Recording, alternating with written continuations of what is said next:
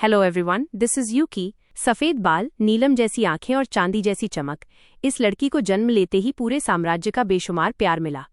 लेकिन आप अंदाजा भी नहीं लगा सकते कि अपने पिछले जन्म में वो एक बेबस राजकुमारी थी जिसे अपनों ने ही जलील किया और उसके सगे बाप ने गर्म लोहे से उसकी आंखें जलाकर उसे मार डाला। उसका नाम एआईली शाह है। अपनी खूबसूरत छोटी बहन एमाली एनेने के उलट एआईली शाह के बाल कौवे जैसे काले थे और राजकुमारी होने के बावजूद उसे सिर्फ ताने और कड़वी बातें ही सुनने को मिलती थीं। लोग हमेशा उसकी तुलना एमेली एनेने से करते थे, फिर भी वो अपनी बहन को जान से ज्यादा चाहती थी। पर एक दिन चाय पीते समय अचानक एमेली एनेने के मुंह से खून निकलने लगा और वो अपनी फटी आंखों से एआईली शाह को घूरने लगी। मरते वक्त उसके आखिरी शब्द थे, बड़ी बहन। सीन बदलता है और जब एआईली शाह की आंख खुलती है तो वो बेड़ियों में जकड़ी सम्राट के सामने खड़ी होती है।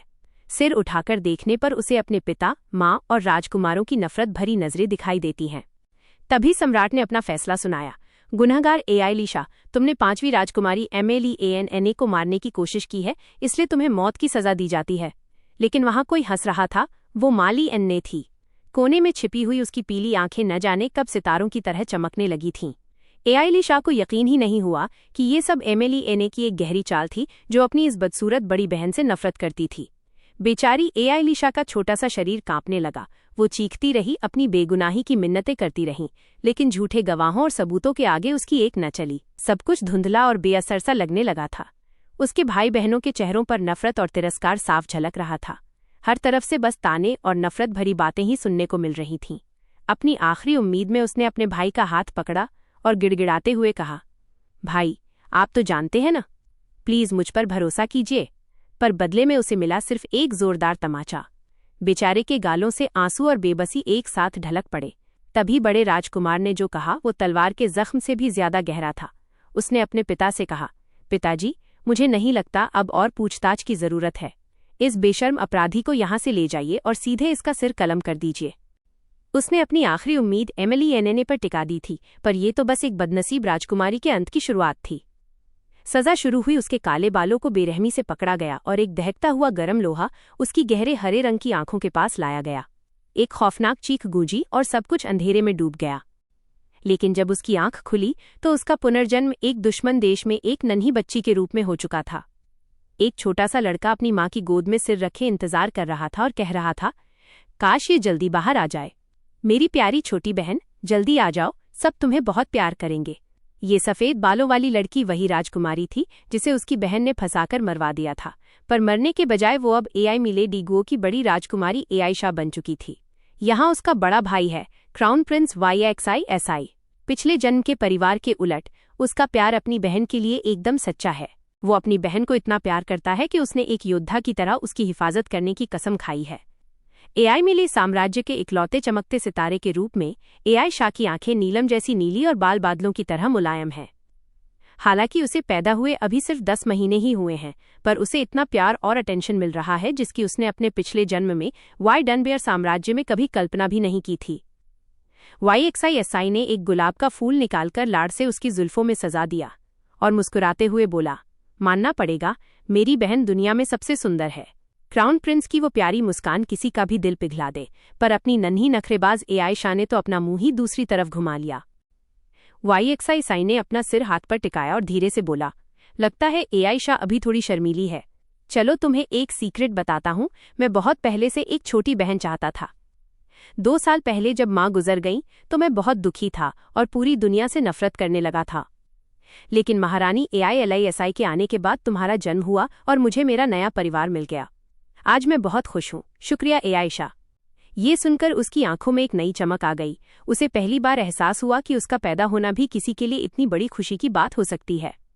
तभी दरवाजा खुला और महारानी एआईली अंदर आईं, जिनके पीछे सम्राट कीलाई वेन भी थे।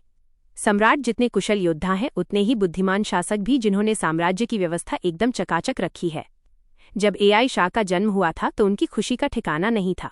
उन्होंने न केवल जनता पर दौलत लुटाई बल्कि कैदियों को रिहा किया और भूखों को खाना भी बंटवाया। नीले बालों वाले सम्राट ने करीब आकर बड़े प्यार से पूछा, मेरी नन्ही एआई शाह, आज का तुम्हारा दिन कैसा रहा? उनकी नजरों में इतनी मिठास थी कि किसी का भी दिल पिघल जाए।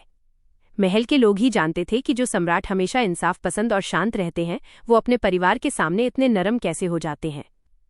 एआई शाह ने पलने में लेटे लेटे अपने छोटे से हाथ से अपना मुंह छिपा लिया। इसमें कोई शक नहीं था कि उसका नया परिवार उसे बहुत चाहता है। लेकिन सच तो ये है कि वो जितना इस प्यार को महसूस करती उतना ही इसे अपनाने से डरती थी, क्योंकि पिछले जन्म की यादें बहुत खौफनाक थीं। एक तरफ ये प्यारे पिता, खूबसूरत और मिलनसार माँ, और वो भाई जिसका प्यार उसके चेहरे पर ही दिख जाता है। यहाँ हर कोई एआई शाह को अपनी जान से ज्यादा कीमती समझता था, पर यही बात उसे अंदर ही अंदर कचोटती थी। उसे अपना पिछला जन्म याद आता जब उसे कालकोठरी में बंद कर दिया गया था और दिन भर में सिर्फ एक गिलास पानी और एक टुकड़ा ब्रेड नसीब होता था।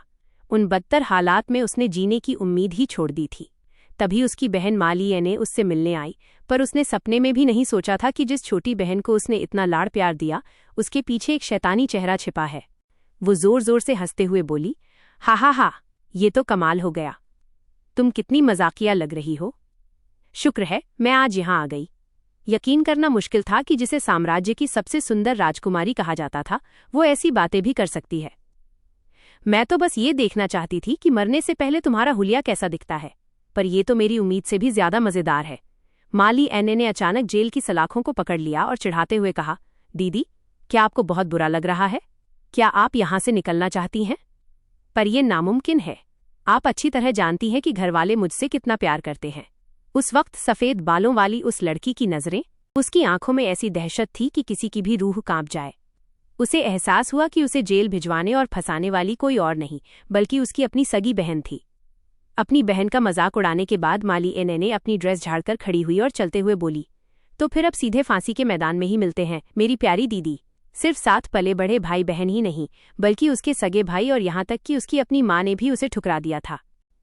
जब एआइशा नफरत भरी इन यादों और मायूसी के अंधेरे में डूबी हुई थी, तभी एक बेहद सुरीली और नरम आवाज किसी सुनहरी किरण की तरह आई और उसे गर्माहट से भर दिया, एआइशा जाग जाओ। आयशा। लेकिन वो तो बस छटपटा रही थी और खुद को दूर धकेल रही थी। अपनों से मिले धोखे और उस भयानक अंत के बाद वो अब किसी पर भरोसा नहीं कर सकती थी और न ही दोबारा किसी से प्यार करने की हिम्मत जुटा पा रही थी। उसे लगा जैसे वो चिल्लाकर कह रही हो कि कोई भी मुझे इस अंधेरी खाई में ढूंढने मत आना। मगर वो सुनहरी रोशनी और भी तेज होती गई और आखिर में सारा अंधेरा ऐसे गायब हो गया जैसे सूरज के सामने ओस। सामने YXISI था। उसने बड़े प्यार से अपना हाथ आगे बढ़ाया और कहा, ए आयशा, मेरी छोटी बहन, तुम मेरे लिए बहुत कीमती हो। तुम मेरी इकलौती बहन हो। डरो मत। यहाँ सब तुम्हें बहुत प्यार करेंगे और मैं हमेशा तुम्हारी हिफाजत करूंगा। अब नन्ही राजकुमारी एआइशा 1 साल की हो चुकी है। जब उसके बाल बनाए जाते हैं तो वो बड़े आराम से चुपचाप बैठी रहती है, जो कि काफी क्यूट लगता है। लेकिन फिक्र की बात यह थी कि उसने अभी तक बोलना शुरू नहीं किया था। सबको परेशान देखकर एआइशा मन ही मन जानती थी कि अगर वो चाहे तो अभी बोल सकती है, पर अपनी भावनाओं को जाहिर करने की हिम्मत वो अभी तक नहीं जुटा पाई थी। असल में दोबारा जन्म लेने के बाद एआइशा एक बेहद दुर्लभ पुनर्जन्म के बाद एआइशा एक बेहद दुर्लभ जिंगलिंगशी बन गई थी, जिसके बचपन से ही नन्हे जिंगलिंग उसकी रक्षा के लिए आसपास रहते थे। उसने अपना नन्हा हाथ बढ़ाकर उन्हें छुआ। सिर्फ वही इन जादुई जीवों को देख सकती थी। उसने मन ही मन शुक्रिया अदा किया कि वे उसे सांत्वना देने आए हैं। नन्हे जिंगलिंग भी उसे समझा रहे थे कि वो अपने मन का बोझ उतार दे और बोलना शुरू करे। लेकिन जैसे ही उसे पिछले जन्म का अपना परिवार याद आता, वो खौफनाक यादें किसी फिल्म की तरह आंखों के सामने घूमने लगती और वो डर के मारे आंखें बंद कर लेती। वो फिर कभी उस नर्क जैसी स्थिति में नहीं फंसना चाहती थी जहां कोई उस पर यकीन न करे। तभी 2 कोमल और नाजुक हाथों ने आगे बढ़कर एआइशा को गोद में उठा लिया। महारानी एआइलिसाई ने उसे सीने से लगाया और बड़े प्यार से कहा, कोई बात नहीं बेटा, तुम जल्दी ही बोलना सीख जाओगी। मैं तब तक इंतजार करूंगी जब तक तुम खुद अपनी मर्जी से नहीं बोलती। अपनी इतनी दयालु माँ को देखकर नन्ही एआइशा ने अपने नन्हे हाथ कसकर भींच लिए। महारानी आगे बोली, वैसे तुम्हारा जन्मदिन भी पास ही है। पता नहीं सम्राट और राजकुमार तुम्हारे लिए क्या तोहफा लाएंगे। एआइशा को अपने भाई YXISI का ख्याल आया। भाई साहब भी कमाल हैं, अभी सिर्फ 9 साल के हैं और भालू का शिकार करने निकल जाते हैं, मतलब कुछ भी। इसी बीच सम्राट के लाइवेन अंदर आए और अपना बड़ा सा हाथ प्यार से एआइशा के सिर पर फेरते हुए बोले, तुम वाकई काफी बड़ी हो गई हो। ये देख महारानी मुस्कुराई और बोली, महाराज, क्या आप इसे गोद में लेना चाहेंगे? सम्राट थोड़े नर्वस हो गए। उन्होंने हाथ आगे बढ़ाया पर फिर हिचकिचाकर पीछे खींच लिया। बोले, नहीं, रहने दो, ये अभी बहुत छोटी है, कहीं मेरे हाथ से छूटकर गिर गई तो। महारानी की हंसी छूट गई। महाराज, आप भी ना जरूरत से ज्यादा ही फिक्र कर रहे हैं। हमारी बेटी हर दिन तंदुरुस्त हो रही है, वो अब 1 साल की होने वाली है, इतनी आसानी से नहीं गिरेगी। सम्राट के लाई वेन ने चैन की सांस ली और एक बार फिर अपने हाथ आगे बढ़ाए। उन्होंने अपने बड़े से अंगूठे को एआई शाह की बाहों के नीचे फंसाया और अपनी राजकुमारी को एक हाथ से ऊपर उठा लिया। उन्हें यकीन ही नहीं हो रहा था कि फरिश्ते जैसी ये नन्ही सी जान उनकी अपनी बेटी है। उन्हें ऐसा महसूस हुआ जैसे उसे गोद में उठाकर उन्होंने दुनिया भर के तमाम सितारों को अपनी बाहों में भर लिया हो। एआई शाह के लिए भी ये पहला मौका था जब वो अपने पिता का बेपनाह और सच्चा प्यार महसूस कर रही थी। वो थोड़ी घबराहट के साथ की लाई वेन की गोद में दुबक गई। सम्राट ने आगे कहा, मैं चाहता हूं कि एआई शाह के जन्मदिन पर एक भव्य दावत दी जाए। उसका इस तरह तंदुरुस्त रहना पूरे साम्राज्य के लिए सौभाग्य की बात है। महारानी ने पूछा, दावत? पर महाराज, आप इसे कितने दिनों तक चलाने की सोच रहे हैं? सम्राट ने कुछ पल सोचा और जवाब दिया, पूरे 1 महीने तक। ये सुनते ही महारानी एआई लीसाई दंग रह गईं, यहाँ तक कि पास खड़ी नौकरानी का ध्यान भी भटक गया और वो कप भर जाने के बाद भी कॉफी उड़ेलती रही। एआई शाह के जन्मदिन का जश्न पूरे 1 महीने तक मनाने का सम्राट का ये फैसला सुनकर महारानी को तो चक्कर ही आ गया। वो बोली, महाराज, आप पक्का मजाक कर रहे हैं। अगर दावत 1 महीने तक चली तो इसका बजट ही आसमान छू लेगा। दरअसल महारानी एआईएलआईएसआई को महल में आए ज्यादा समय नहीं हुआ था और उनकी अपनी पैठ अभी उतनी मजबूत नहीं थी। उनसे पहले जो महारानी थीं वो एक बड़े डचेस परिवार से थीं और महल के कोने कोने में उनका दबदबा था। ऊपर से एआईएलआईएसआई का अपना कोई राजकुमार भी नहीं था, इसलिए उन पर हमेशा एक अनजाना सा दबाव बना रहता था। लेकिन सम्राट का ये फैसला उस पुराने माहौल को बदलने वाला था। ये न केवल ये साबित करने का तरीका था कि वो एआई शाह से कितना प्यार करते हैं, बल्कि पूरी दुनिया को ये बताने का भी था कि इस महल में हर कोई नई राजकुमारी और उसकी माँ एआईएलआईएसआई को पूरा सम्मान और प्यार देता है। सम्राट की लाई वेन ने आगे कहा कि वो इस मौके पर एआईएलआईएसआई के माता पिता को भी न्योता भेजेंगे। ये सुनकर महारानी की खुशी का ठिकाना न रहा, क्योंकि उनका परिवार उत्तरी सीमा के लू सायरहू घराने से ताल्लुक रखता है। सरहद की रखवाली की वजह से उनके माता पिता को राजधानी आने का मौका बहुत कम मिलता था, लेकिन अगर एआई शाह का जन्मदिन का जश्न लंबा चलता है तो उन्हें साथ वक्त बिताने का अच्छा मौका मिल जाएगा। नन्ही एआई शाह ने अपने होंठ कसकर भींच लिए। सम्राट और महारानी उसके पिछले जन्म के माता पिता से बिल्कुल अलग थे। पिछले जन्म में उसकी माँ को उसकी कोई परवाह नहीं थी और पिता की आंखों में सिर्फ अपने वारिस यानी बड़े राजकुमार के लिए जगह थी। पूरे साम्राज्य में सिर्फ एमएलईएनएन ही उसके करीब थी, पर उस सगी बहन ने भी उसे धोखा ही दिया। पुरानी कड़वी यादें फिर से सामने आने लगीं और उसने डर के मारे अपनी आंखें बंद कर लीं। एआई शाह को बेचैन देख महारानी ने उसे फौरन अपनी बाहों में समेट लिया। जब राजकुमारी ने आंखें खोली तो उसने माँ की आंखों में अपने लिए फिक्र और ममता देखी। महारानी की कोमल उंगलियों ने उसके गालों को सहलाया, जिससे वो धीरे धीरे शांत होने लगी। माँ ने उसे दिलासा दिया कि हम सब तुम्हारे साथ हैं, डरने की कोई बात नहीं है और हर कोई तुम्हारे जन्मदिन का जश्न मनाएगा। माँ के सीने से लगकर वो धीरे धीरे गहरी नींद में सो गई। महारानी अपनी लाडली को गोद में लिए सम्राट की बाहों के सहारे टिकी थीं और गा रही थीं, सो जाओ मेरी नन्ही परी, आंगन और पहाड़ों के तमाम परिंदे और मेमने भी सो गए हैं। राजकुमारी एआई शाह के पास जिंगलिंग देखने की जादुई ताकत थी और शायद इसी वजह से आज रात उसके पास एक बहुत ही खास मेहमान आने वाला था, स्वयं जिंगलिंग वैंग। देखते ही देखते रात हो गई और पूरा किला अंधेरे की चादर में लिपटने लगा। एआई शाह ने अधखुली आंखों से चारों ओर देखा। उसे अंधेरे से बहुत डर लगता था। उसने फौरन अपनी आंखें बंद की और नन्हे जिंगलिंग ओआंग को बुलाने लगी। देखते ही देखते सितारों की चमक के बीच ढेर सारे जिंगलिंग राजकुमारी के इर्द गिर्द जमा हो गए। पर आज कुछ अलग था। वे पागलों की तरह गोल गोल घूम रहे थे, जैसे किसी बहुत खास मेहमान का स्वागत कर रहे हों। तभी खिड़की का पर्दा धीरे से सरका और एआई शाह एकदम सतर्क हो गई। बालकनी का दरवाजा न जाने कब खुल गया था और सारे जिंगलिंग बाहर की तरफ खिंचे चले जा रहे थे। पहले सुनहरे बालों की एक झलक दिखी, फिर कंधों पर लहराता एक शानदार सुनहरी केप और उसके बाद सामने आया वो रहस्यमयी शख्स जिसके चारों तरफ जिंगलिंग ओआंग का पहरा था। तराशे हुए पत्थर जैसा खूबसूरत चेहरा और आंखों में एक अजब सी शालीनता, ये कोई और नहीं बल्कि जिंगलिंग वैंग थे। वो धीरे से एआई शाह की तरफ बढ़े और उसे ऊपर से नीचे तक देखते हुए बोले, तो इसका मतलब तुम वाकई जिंगलिंग ओआंग को देख सकती हो। नन्ही राजकुमारी की तो घिग्गी बंध गई। वो सोचने लगी, इन्हें कैसे पता चला कि मैं देख सकती हूँ? क्या मुझे रोकर नौकरों को बुला लेना चाहिए या अपनी जान बचाने के लिए चुप रहना ही ठीक रहेगा? जब वो ख्यालों में खोई थी तभी जिंगलिंग वैंग ने अपनी उंगली अपने होठों पर रखी और कहा, शशश। उन्होंने मानो उसके मन की बात पढ़ ली थी। उन्होंने मुस्कुराते हुए कहा, तुम वाकई एक दिलचस्प बच्ची हो। इधर सारे नन्हे जिंगलिंग अपने असली रूप में आकर जिंगलिंग वैंग को झुककर सलाम करने लगे। ये देखकर आयशा दंग रह गई और उसने डर के मारे अपनी रजाई कसकर पकड़ ली। उसे अचानक एहसास हुआ कि ये आदमी अब तक उससे सिर्फ अपने दिमाग से बातें कर रहा था। वो सोचने लगी, कहीं ये कोई खौफनाक इंसान तो नहीं है। उस कांपती हुई नन्ही लड़की को देखकर जिंगलिंग वैंग ने एक ठंडी सांस भरी और कहा, लगता है मैं कुछ ज्यादा ही जल्दी आ गया। जिंगलिंग वैंग ने अपना हाथ बढ़ाकर बड़ी नजाकत से आयशा के माथे को छुआ और कहा, सो जाओ और आज जो कुछ भी हुआ उसे भूल जाओ। जैसे ही उनका सम्मोहन जादू चला, नन्ही राजकुमारी गहरी नींद के आगोश में समा गई। उसकी आंखों के सामने उस सुनहरे बालों वाले आदमी का चेहरा धुंधला होने लगा और आखिर में वो सफेद बालों वाली नन्ही परी चैन की नींद सो गई।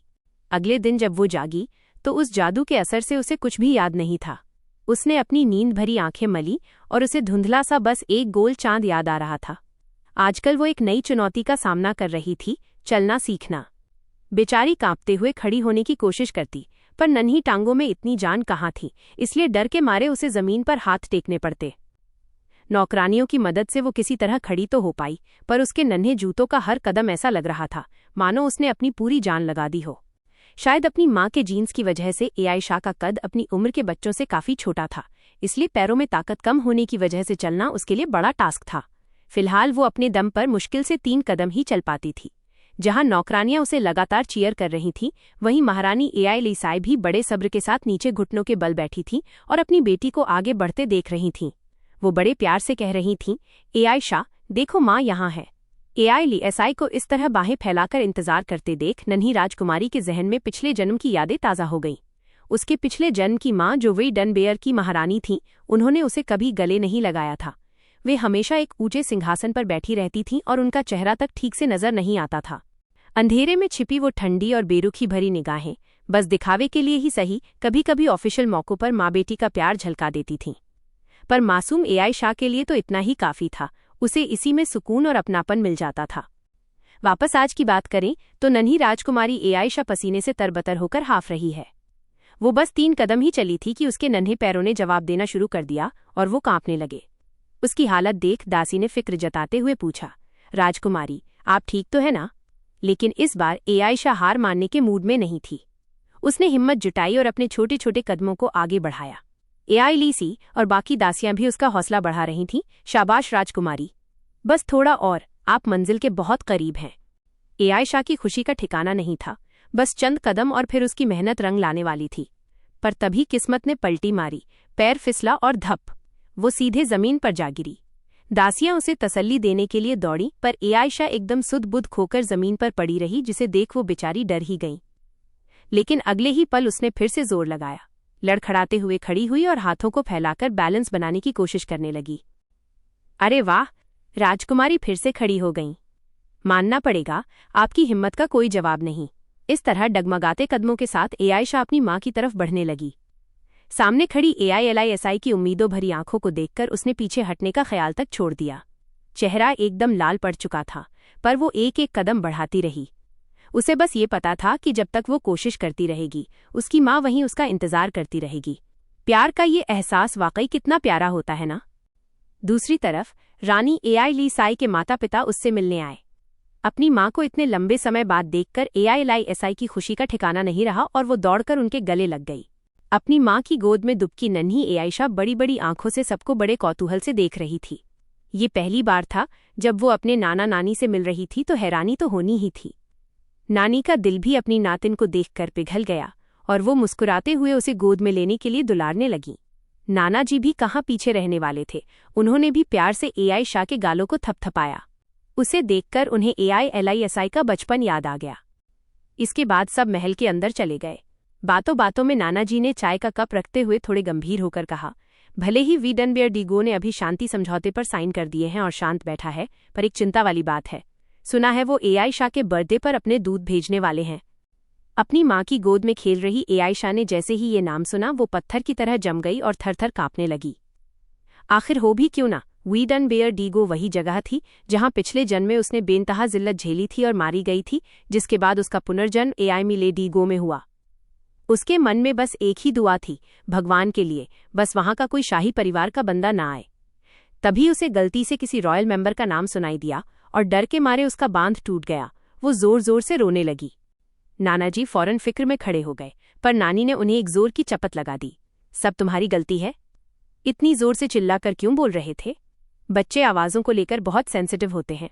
जब आयशा का रोना थोड़ा कम हुआ तो उसने कसकर अपनी माँ के कपड़े पकड़ लिए। रानी ने उसे सहलाते हुए कहा, कोई बात नहीं आयशा, मम्मी यहाँ है ना, मैं नाना जी को अभी डांट लगाती हूँ। नाना जी ने भी खिसियानी हंसी हंसते हुए माफ़ी मांगी। सॉरी आयशा, पर ये सब उन वर्डन बेअर वालों की गलती है ना? अपनी माँ के कंधे पर सिर टिकाए हुए आयशा भी बस सिसकियां भरती रहीं। आयशा को ये देखकर थोड़ा अजीब लगा, पर उसने सोचा कि शायद आयशा को भी उन लोगों से चिढ़ है। छोटी राजकुमारी ने धीरे से लंबी सांस ली। बात तो सही थी, उसे उन लोगों से सख्त नफरत थी। आयशा उसे गोद में लेकर महल में टहलने लगी और प्यार से पूछा, आयशा क्या तुम उदास हो? जवाब में नन्ही राजकुमारी ने बड़े लाड़ से अपना मुंह दूसरी तरफ घुमा लिया। रानी सोचने लगी, अब क्या करूं जिससे तुम खुश हो जाओ। फिर वो एक कुर्सी पर बैठ गई और आयशा को हवा में ऊपर उठाकर चहकते हुए बोली, मेरी प्यारी आयशा, क्या तुम बिस्किट खाना चाहोगी? कमरे का माहौल माँ के इस निस्वार्थ प्यार से एकदम खुशनुमा और गर्माहट भरा हो गया था। अपनी माँ को इतना खुश देखकर आयशा को थोड़ा बुरा भी लग रहा था। उसे लगा कि वाइडन बेयर का नाम सुनकर उसका रोना बेकार था, क्योंकि इसमें उसकी माँ की तो कोई गलती नहीं थी। तभी अचानक दरवाज़ा खुला और टी-लाई वेन के साथ YXISI अंदर आए। सम्राट ने ठहाका लगाते हुए कहा, मैं अपनी प्यारी बीवी और बेटी से मिलने आया हूँ। 9 साल के राजकुमार YXISI ने भी एक नन्हे शूरवीर की तरह पोज देते हुए कहा, बिल्कुल, मैं भी आप दोनों और आयशा को ही देखने आया हूँ। बाप बेटे एक दूसरे का मुंह देखने लगे, क्योंकि दोनों के डायलॉग मैच कर गए थे, जिसे देखकर आयशा अपनी हंसी नहीं रोक पाई। हंसते हुए उसने कहा, YXISI, तुम वाकई एक बहुत अच्छे भाई हो। YXISI ने झट से आयशा को गोद में उठा लिया और उसके कान में धीरे से फुसफुसाया, मैं तुम्हारे लिए बर्थडे गिफ्ट तैयार कर रहा हूँ, पर क्या है ये सरप्राइज तुम्हें जन्मदिन पर ही पता चलेगा। उसने बड़े प्यार से अपने सुनहरे बालों को बहन के सिर से रगड़ा और बोला, तुम्हें वो बहुत पसंद आएगा। और देखते ही देखते राजकुमारी आयशा के जन्मदिन का जश्न शुरू हो गया, जिसके लिए दूर दूर से रईस और बड़े बड़े लोग आने लगे। हर कोई इस बात को लेकर बेहद एक्साइटेड था कि नन्ही राजकुमारी आखिर दिखती कैसी है। क्या वो अपने पिता सम्राट जैसी हैं या फिर अपनी माँ जैसी? आयशा और रानी दोनों ही बेहद खूबसूरत और आलीशान ड्रेस पहनकर तैयार थीं। उन्हें देख दासियों की तो आंखें फटी की फटी रह गईं। उनका ये हद से ज्यादा उत्साह देख आयशा बेचारी थोड़ा असहज भी हो गई। आयशा ने भावुक होकर अपनी बेटी को सीने से लगाया और उसे प्यार से चूमा। जब शानदार लिबास पहने रानी राजकुमारी को लेकर बालकनी पर आईं तो बाहर का नजारा देख आयशा दंग रह गई। पूरी सड़क रोशनी से जगमगा रही थी और लोगों की भारी भीड़ जमा थी, मानो पूरा देश ही उसकी पैदाइश का जश्न मना रहा हो। रानी ने उसे थामे हुए बड़े प्यार से कहा, सब तुमसे बहुत प्यार करते हैं, जन्मदिन मुबारक हो आयशा। तभी पीछे से एक जानी पहचानी आवाज आई। ये राजकुमार YXISI थे। वो एक नन्हे शूरवीर की तरह अपनी बहन के इर्द गिर्द घूमने लगे और लाड़ जताते हुए बोले, कितनी प्यारी और मासूम है आखिर मेरी बहन जो है। उन्होंने बड़े प्यार से उसके सिर पर हाथ फेरा और कहा, हैप्पी बर्थडे, अब हमेशा मेरे साथ ही रहना, समझे। इसके बाद सब मिलकर बैंक्वेट हॉल के दरवाजे पर पहुंचे। अंदर मेहमानों का शोर और संगीत की गूंज सुनाई दे रही थी। शोर सुनकर आयशा थोड़ी नर्वस हो गई और डर के मारे अपने भाई के सीने से लगकर उसकी कॉलर को कसकर पकड़ लिया। अपनी बहन की घबराहट भांपते हुए YXISI ने उसे बड़े प्यार से समझाया, अरे आयशा, डरो मत, बस एक प्यारी सी स्माइल दो। मुस्कुराओगी तो सारी टेंशन खत्म हो जाएगी। चलो हम दोनों मिलकर मुस्कुराते हैं। अपने भाई का ये दोस्ताना और प्यारा अंदाज देख आयशा का डर गायब हो गया और उसके चेहरे पर मुस्कान आ गई। जैसे ही दरवाजा खुला, एक कड़क आवाज गूंजी, रानी आयशा और राजकुमार YXISI तशरीफ ला रहे हैं। क्राउन प्रिंस और राजकुमारी आयशा पधार रहे हैं। जैसे ही ये ऐलान हुआ और सब अंदर आए, सम्राट टी-लाई वेन भी शान से सीढ़ियों से नीचे उतरने लगे। उन्होंने मुस्कुराते हुए मेहमानों का शुक्रिया अदा किया और घोषणा की, मेरी छोटी बेटी आयशा के जन्मदिन की खुशी में ये दावत पूरे 1 महीने तक चलेगी, तो बस दिल खोलकर एंजॉय कीजिए। सम्राट की इन बातों से साफ झलक रहा था कि नन्ही राजकुमारी उनके दिल के कितनी करीब है। हॉल तालियों की गड़गड़ाहट से गूंज उठा। हर कोई राजकुमारी को करीब से देखने के लिए बेताब था। लेकिन इसी भीड़ के एक कोने में एक नकाबपोश आदमी हुड पहने चुपचाप ये सब देख रहा था। वही राजकुमारी जिसे उसके अपने देश में साजिश रचकर मार दिया गया था, आज दुश्मन देश में सबकी लाडली बनी बैठी थी। पर ट्विस्ट ये था कि यहाँ पुराने देश के दूत भी आए हुए थे। पार्टी एकदम फुल जोश में चल रही थी। भाई YXISI अपनी बहन को गोद में लिए पूरे कॉन्फिडेंस के साथ हॉल के चक्कर लगा रहा था और आयशा भी अपनी लाइफ के इस सुखद मोड़ पर बेहद खुश थी। पर कहते हैं ना कि सेलिब्रिटी लाइफ थका देने वाली होती है। थोड़ी देर में वो भी मुस्कुराते मुस्कुराते थक गई। तभी सम्राट ने हाथ आगे बढ़ाए। आखिर डैडी को भी तो अपनी बिटिया को गोद में लेना था। ये नज़ारा देख रानी एआईएलआईसाई के चेहरे पर एक सुकून भरी मुस्कान आ गई। एक्सीली की रस्म भी शानदार तरीके से पूरी हुई और उसके बाद रईसों ने एक से बढ़कर एक कीमती तोहफों की लाइन लगा दी। एआईशा को पहली बार करीब से देखकर लोग तो दीवाने ही हो गए। उन्हें यकीन नहीं हो रहा था कि कोई बच्ची इतनी खूबसूरत भी हो सकती है। भारी भरकम रस्मों के बाद नन्ही राजकुमारी की आंखें नींद से बोझिल होने लगी और वो सोने की तैयारी करने लगी, पर तभी कुछ ऐसा हुआ। अगले ही पल वहां आए मेहमानों को देखकर एआईशा के होश उड़ गए। उसके मन में बस एक ही डर था कि कहीं ये भी डन बेअर के वो शाही लोग तो नहीं जिन्होंने पिछले जन्म में उसे तड़पा तड़पा कर मारा था। उसने मन ही मन दुआ मांगी, प्लीज वो खूनी यहाँ ना हो। तभी उस दूत ने अपना नकाब हटाया। गहरे नीले बाल और समुद्र जैसी नीली आंखों वाला वो खूबसूरत लड़का जैसे ही रोशनी में आया, एआईशा के मुंह से बस एक ही नाम निकला, एयरसेन। लड़का सन्न रह गया। वहीं एआईशा की आंखों से आंसू बहने लगे, क्योंकि सामने खड़ा ये नौजवान उसका इकलौता बचपन का दोस्त एयरसेन था। अगर एमिले डिगो शूरवीरों का देश है तो वी डनबेयर जादूगरों की धरती है। एयरसेन वहां के ड्यूक का बड़ा बेटा और उस साम्राज्य का सबसे कम उम्र का हाई लेवल मैजिशियन है। एआईशा ने कभी सपने में भी नहीं सोचा था कि उससे दोबारा मुलाकात होगी। जब उसकी मौत हुई थी तब वो 14 की थी और एयरसेन 17 का, यानी अब 2 साल बाद वो 19 साल का गबरू जवान हो चुका था। नन्ही राजकुमारी को रोता देख सम्राट टेलाइवेन और रानी एआईलाई फिक्र में पड़ गए। एयरसेन भी पहले तो घबराया, पर उसने फौरन खुद को संभाला और घुटनों के बल बैठकर सम्मान देते हुए बोला, राजकुमारी के जन्मदिन के खास मौके पर ये नायाब मैजिक स्टोन भेंट है। इस पत्थर पर वाटर मैजिक का कवच लगा था जो हमेशा मालिक की रक्षा करता है। अपने पुराने दोस्त को सही सलामत देखकर एआईशा के दिल को बड़ी तसल्ली मिली।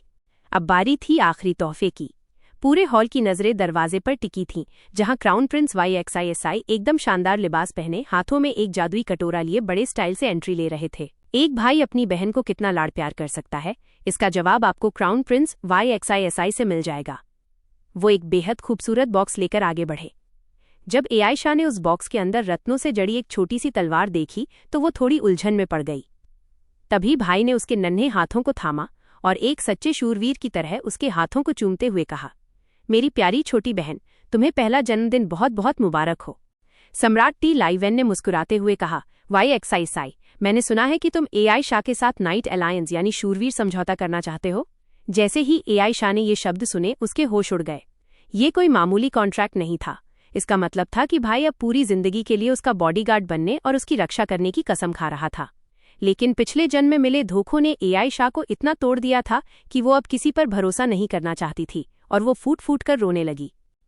भाई ने बड़े प्यार से उसके कांपते हाथों को अपने हाथों में लिया और बेहद कोमल आवाज में बोला, एआईशा, मैंने पहले भी कहा था ना, मैं हर हाल में तुम्हारी रक्षा करूंगा। तुम सिर्फ मेरे लिए कोई चमत्कार नहीं, बल्कि मेरी दुआ और मेरी खुशकिस्मती हो। मैं खुद को और भी ज्यादा ताकतवर बनाऊंगा ताकि तुम्हें कभी कोई आंच न आए। तो क्या तुम मुझे एक मौका दोगी? एआईशा काफी देर तक खामोश रही, फिर उसने धीरे से अपने भाई का हाथ कसकर पकड़ लिया। उस हाथ से उसे सिर्फ गर्माहट ही नहीं, बल्कि भाई का सच्चा प्यार और ईमानदारी भी महसूस हो रही थी। इसके बाद सम्राट ने उस बेशकीमती तलवार को अपने बेटे के कंधे पर रखा और आधिकारिक तौर पर इस गठबंधन की घोषणा की। इस कसम में सिर्फ बहादुरी और ताकत ही नहीं, बल्कि दिल से निभाया जाने वाला वो अटूट रिश्ता भी शामिल था जो शब्दों से परे था। अपनी बहन की रक्षा करने का वो पक्का इरादा अब एक कसम बन चुका था। शपथ पूरी होते ही YXISI आधिकारिक तौर पर एआईशा का रक्षक शूरवीर यानी गार्जियन नाइट बन गया। पूरा हॉल तालियों की गड़गड़ाहट से गूंज उठा और राजकुमार ने भी बड़े टशन में मुस्कुराते हुए सबका अभिवादन किया। एआईशा ये सब देख रही थी, पिता का लाड़, माँ की ममता और भाई का वो कभी न खत्म होने वाला प्यार। उसे महसूस हुआ कि शायद उसकी जिंदगी के सारे दुख दर्द अब हमेशा के लिए पीछे छूट गए हैं। पार्टी खत्म होने के बाद जब सम्राट और रानी आराम करने बैठे तो YXISI ने जिम्मेदारी उठाई कि अब वो अपनी छोटी बहन का ख्याल रखेगा। वो बड़े उत्साह के साथ उसे बालकनी पर ले गया ताकि दोनों साथ मिलकर आतिशबाजी का मजा ले सकें। आसमान में एक लाल रोशनी ऊपर गई और फिर एक धमाकेदार धमाके के साथ खूबसूरत रंगों में बिखर गई। आतिशबाजी की उस चमक ने दोनों भाई बहन के चेहरों को रोशन कर दिया था। एशा, वो देखो, उस पटाखे पर तुम्हारा नाम लिखा है। YXISI ने बड़ी एक्साइटमेंट के साथ उसे वो खास सरप्राइज दिखाया जो उन्होंने सिर्फ उसके लिए तैयार किया था। एआईशा बस खोई खोई सी आसमान को निहारती रही। न जाने क्यों उस पल उसे महसूस हुआ कि अब वो बोल सकती है। जैसे ही एक और पटाखा आसमान में फटा, उसने दबी आवाज में पहली बार अपने भाई का नाम पुकारा, YXI। नाम पुकारते ही वो घबरा गई और अपने नन्हे हाथ भींच लिए। उसे लगा, क्या उन्होंने सुना होगा? काश मैंने थोड़ा जोर से बोला होता। वो चोरी छिपे अपने भाई के रिएक्शन का इंतजार करने लगी, पर तभी उसने देखा कि YXI पहले ही उसकी तरफ मुड़ चुका था। उस नन्हे शूरवीर की आंखों से खुशी के आंसू छलक पड़े थे।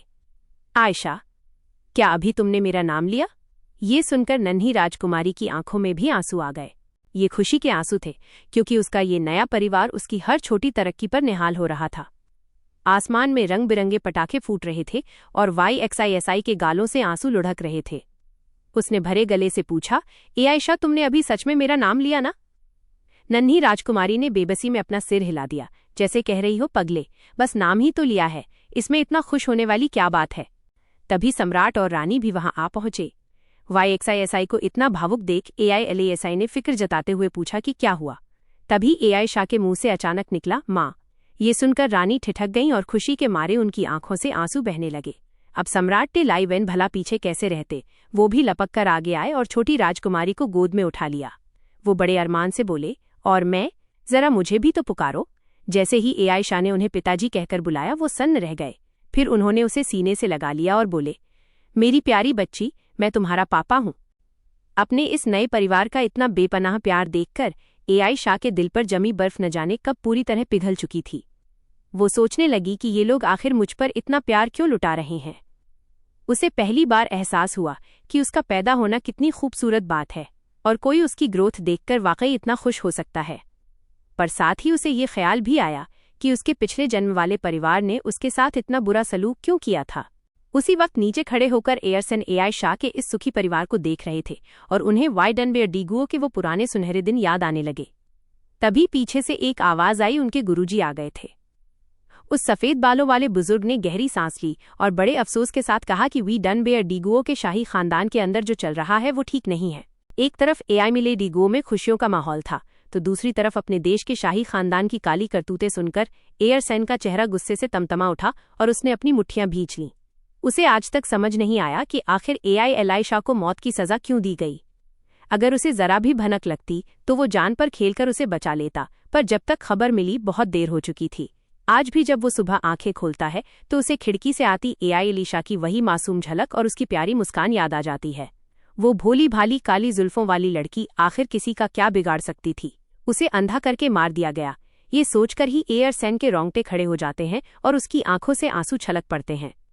उसने सिसकते हुए कहा, मैं उन लोगों को कभी माफ नहीं करूंगा जिन्होंने उसे मौत के घाट उतारा। गुरुजी ने ठंडी आह भरते हुए समझाया, बेटा शांत हो जाओ, नफरत की आग में खुद को मत जलाओ। साम्राज्य के सबसे कम उम्र के इस जादूगर ने अपने आंसू पोंछे और जब नजरें उठाईं तो उनमें बर्फ जैसी ठंडक थी। उसने ठान लिया कि वो सच का पता लगाएगा और AILASI को इंसाफ दिलाकर ही दम लेगा। बुजुर्ग ने मुस्कुराते हुए कहा, ठीक है, जैसा तुम चाहो, मैं भी इस मिशन में तुम्हारा साथ दूंगा। एयरसन ने झुककर शुक्रिया अदा किया और फिर बालकनी की तरफ देखा। उस नन्ही राजकुमारी का नाम आयशा है ना? उसे देखकर ही एयरसन का इरादा और भी पक्का हो गया था। फिर वो अपना हुड ओढ़कर गुरुजी के साथ उस नीली अंधेरी रात में कहीं ओझल हो गया। धीरे धीरे वक्त का पहिया घूमा और नन्ही राजकुमारी आयशा अब बड़ी होने लगी थी। 16 साल बीत गए और भाई आइसिस अब एक हैंडसम जवान लड़का बन चुका है, जबकि आयशा 7 साल की एक प्यारी सी बच्ची है। जब आइसिस ने देखा कि आयशा बड़े ध्यान से कोई किताब पढ़ रही है तो उसने एक्साइटमेंट में पास जाकर झांका। भाई साहब, ये तो पुरानी भाषाओं के इतिहास, एंशिएंट लैंग्वेज हिस्ट्री की किताब थी। क्या 7 साल का बच्चा सच में ऐसी भारी भरकम चीजें समझ सकता है? पर अपनी आयशा तो बचपन से ही एक्स्ट्रा स्मार्ट है, तो उसके लिए ये सब समझना कोई बड़ी बात नहीं थी। आइसिस ने बड़े प्यार से अपनी बहन के सिर पर हाथ फेरा। असल में जब से आयशा ने पिछले जन्म की यादों के साथ इस नए परिवार को दिल से अपनाया था, उसने धीरे धीरे अपनी असली काबिलियत दिखाने का फैसला कर लिया था। 3 साल की उम्र से ही उसने पढ़ना लिखना शुरू कर दिया था। वैसे तो ये सब उसे पहले से आता था, पर वो बस सीखने का नाटक कर रही थी और उसके सीखने की रफ्तार देखकर माँ और भाई भी काफी हैरान थे। आइसिस ने बड़े गर्व से एलिस को आयशा की प्रोग्रेस दिखाई। मेरी बहन तो पक्का जीनियस है, देखो इसने मेरा नाम लिखना भी सीख लिया। इतना ही नहीं, उसने जेब से एक और कागज निकाला जिस पर उसने मम्मी और पापा का नाम भी लिखा था। ये देखकर क्वीन एलिस तो खुशी के मारे जैसे बेहोश ही होने वाली थी। आयशा ने बड़ी तेजी से भाषा पर पकड़ बना ली और फिर परियों की कहानियों से लेकर पुरानी भाषाओं की पढ़ाई तक सब निपटा डाला। क्योंकि वो राजगद्दी की वारिस नहीं थी तो उसे कभी कभी डर लगता था कि उसकी ये होशियारी कहीं लोगों को अजीब न लगे, पर उसे पूरा भरोसा था कि उसका भाई उससे कभी नहीं जलेगा, क्योंकि वो दुनिया का सबसे अच्छा भाई है। आइसिस ने किताब खोलते हुए पूछा, आयशा, क्या तुम कहानी सुनना चाहोगी? गौर से देखे तो 1996 सालों में काफी कुछ बदल गया था। आइसिस का कद लंबा हो गया था और उसकी आवाज में भी अब मर्दाना भारीपन आ गया था, और अब वो पहले से कहीं ज्यादा हैंडसम भी हो गया है। आयशा उसे देखकर मुस्कुराई और बोली कि भाई, ये परियों वाली कहानियां तो मैं कब की पढ़ चुकी हूँ। ये सुनकर आइसिस थोड़ा उदास हो गया। बेचारे को लगा कि उसकी बहन जरूरत से ज्यादा ही स्मार्ट और टैलेंटेड है। इधर आयशा मन ही मन हंस रही थी, क्योंकि भाई को ऐसे चिढ़ाने में उसे बड़ा मजा आता था। आजकल उसका पूरा ध्यान स्पिरिट लैंग्वेज यानी जिंगलिंग वायु सीखने पर था, लेकिन एमील एम्पायर में लंबे समय से इसका कोई इतिहास नहीं मिला था। मजबूरन उसे रॉयल लाइब्रेरी जाना पड़ा। वैसे उसके जिंगलिंग वायु सीखने के पीछे एक ही मकसद था, ईटनवेल एम्पायर से अपना बदला लेना। पिछले जन्म में उन लोगों ने उसकी आंखें फोड़कर उसे तड़पा तड़पा कर मारा था। वो जख्म आज भी उसके दिल में ताज़ा थे। ताज़ा खबरों के मुताबिक मैरियाना को अब सेंट घोषित कर दिया गया है और वो भाई जिसने उसकी आंखें छीनी थी उसे क्राउन प्रिंस बना दिया गया है। ऐसा लगता है जैसे उसकी मौत का उन लोगों की जिंदगी पर कोई फर्क ही नहीं पड़ा। तभी हवा में मौजूद नन्हे स्पिरिट्स ने आयशा का हौसला बढ़ाया। उनके सपोर्ट ने उसे फिर से जोश से भर दिया, क्योंकि बदला लेते वक्त यही स्पिरिट्स उसकी ताकत और सीक्रेट वेपन बनने वाले थे। लेकिन एक बात उसे आज भी परेशान कर रही थी कि उस वक्त मैरियाना की आंखें अचानक लाल क्यों हो गई थीं।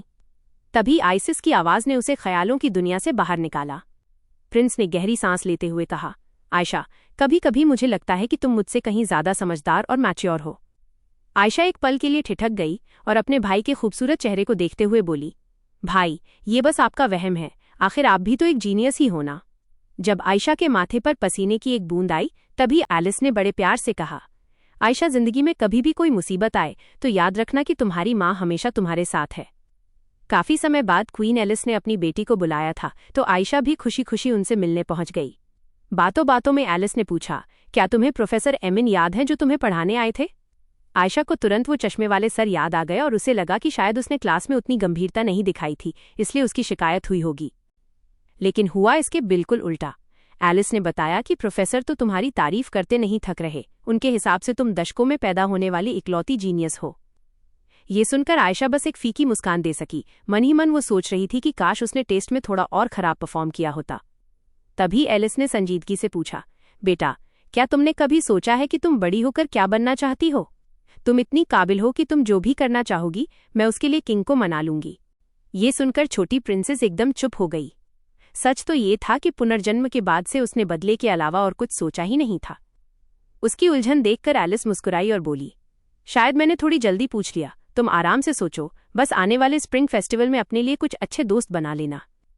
शाम को अपने कमरे में तकिए को गले लगाकर आयशा सोचने लगी कि अकेले दम पर ईटनवेल एम्पायर से बदला लेना नामुमकिन है, इसलिए उसे स्पिरिट मैजिक सीखना ही होगा। उसे पता था कि बदले के इस बड़े प्लान में स्पिरिट्स की ताकत ही उसका सबसे बड़ा सीक्रेट वेपन बनेगी। आयशा को अच्छे से पता था कि अकेले दम पर बदला लेना मुमकिन नहीं है, पर वो अपने परिवार को भी किसी मुसीबत में नहीं डालना चाहती थी।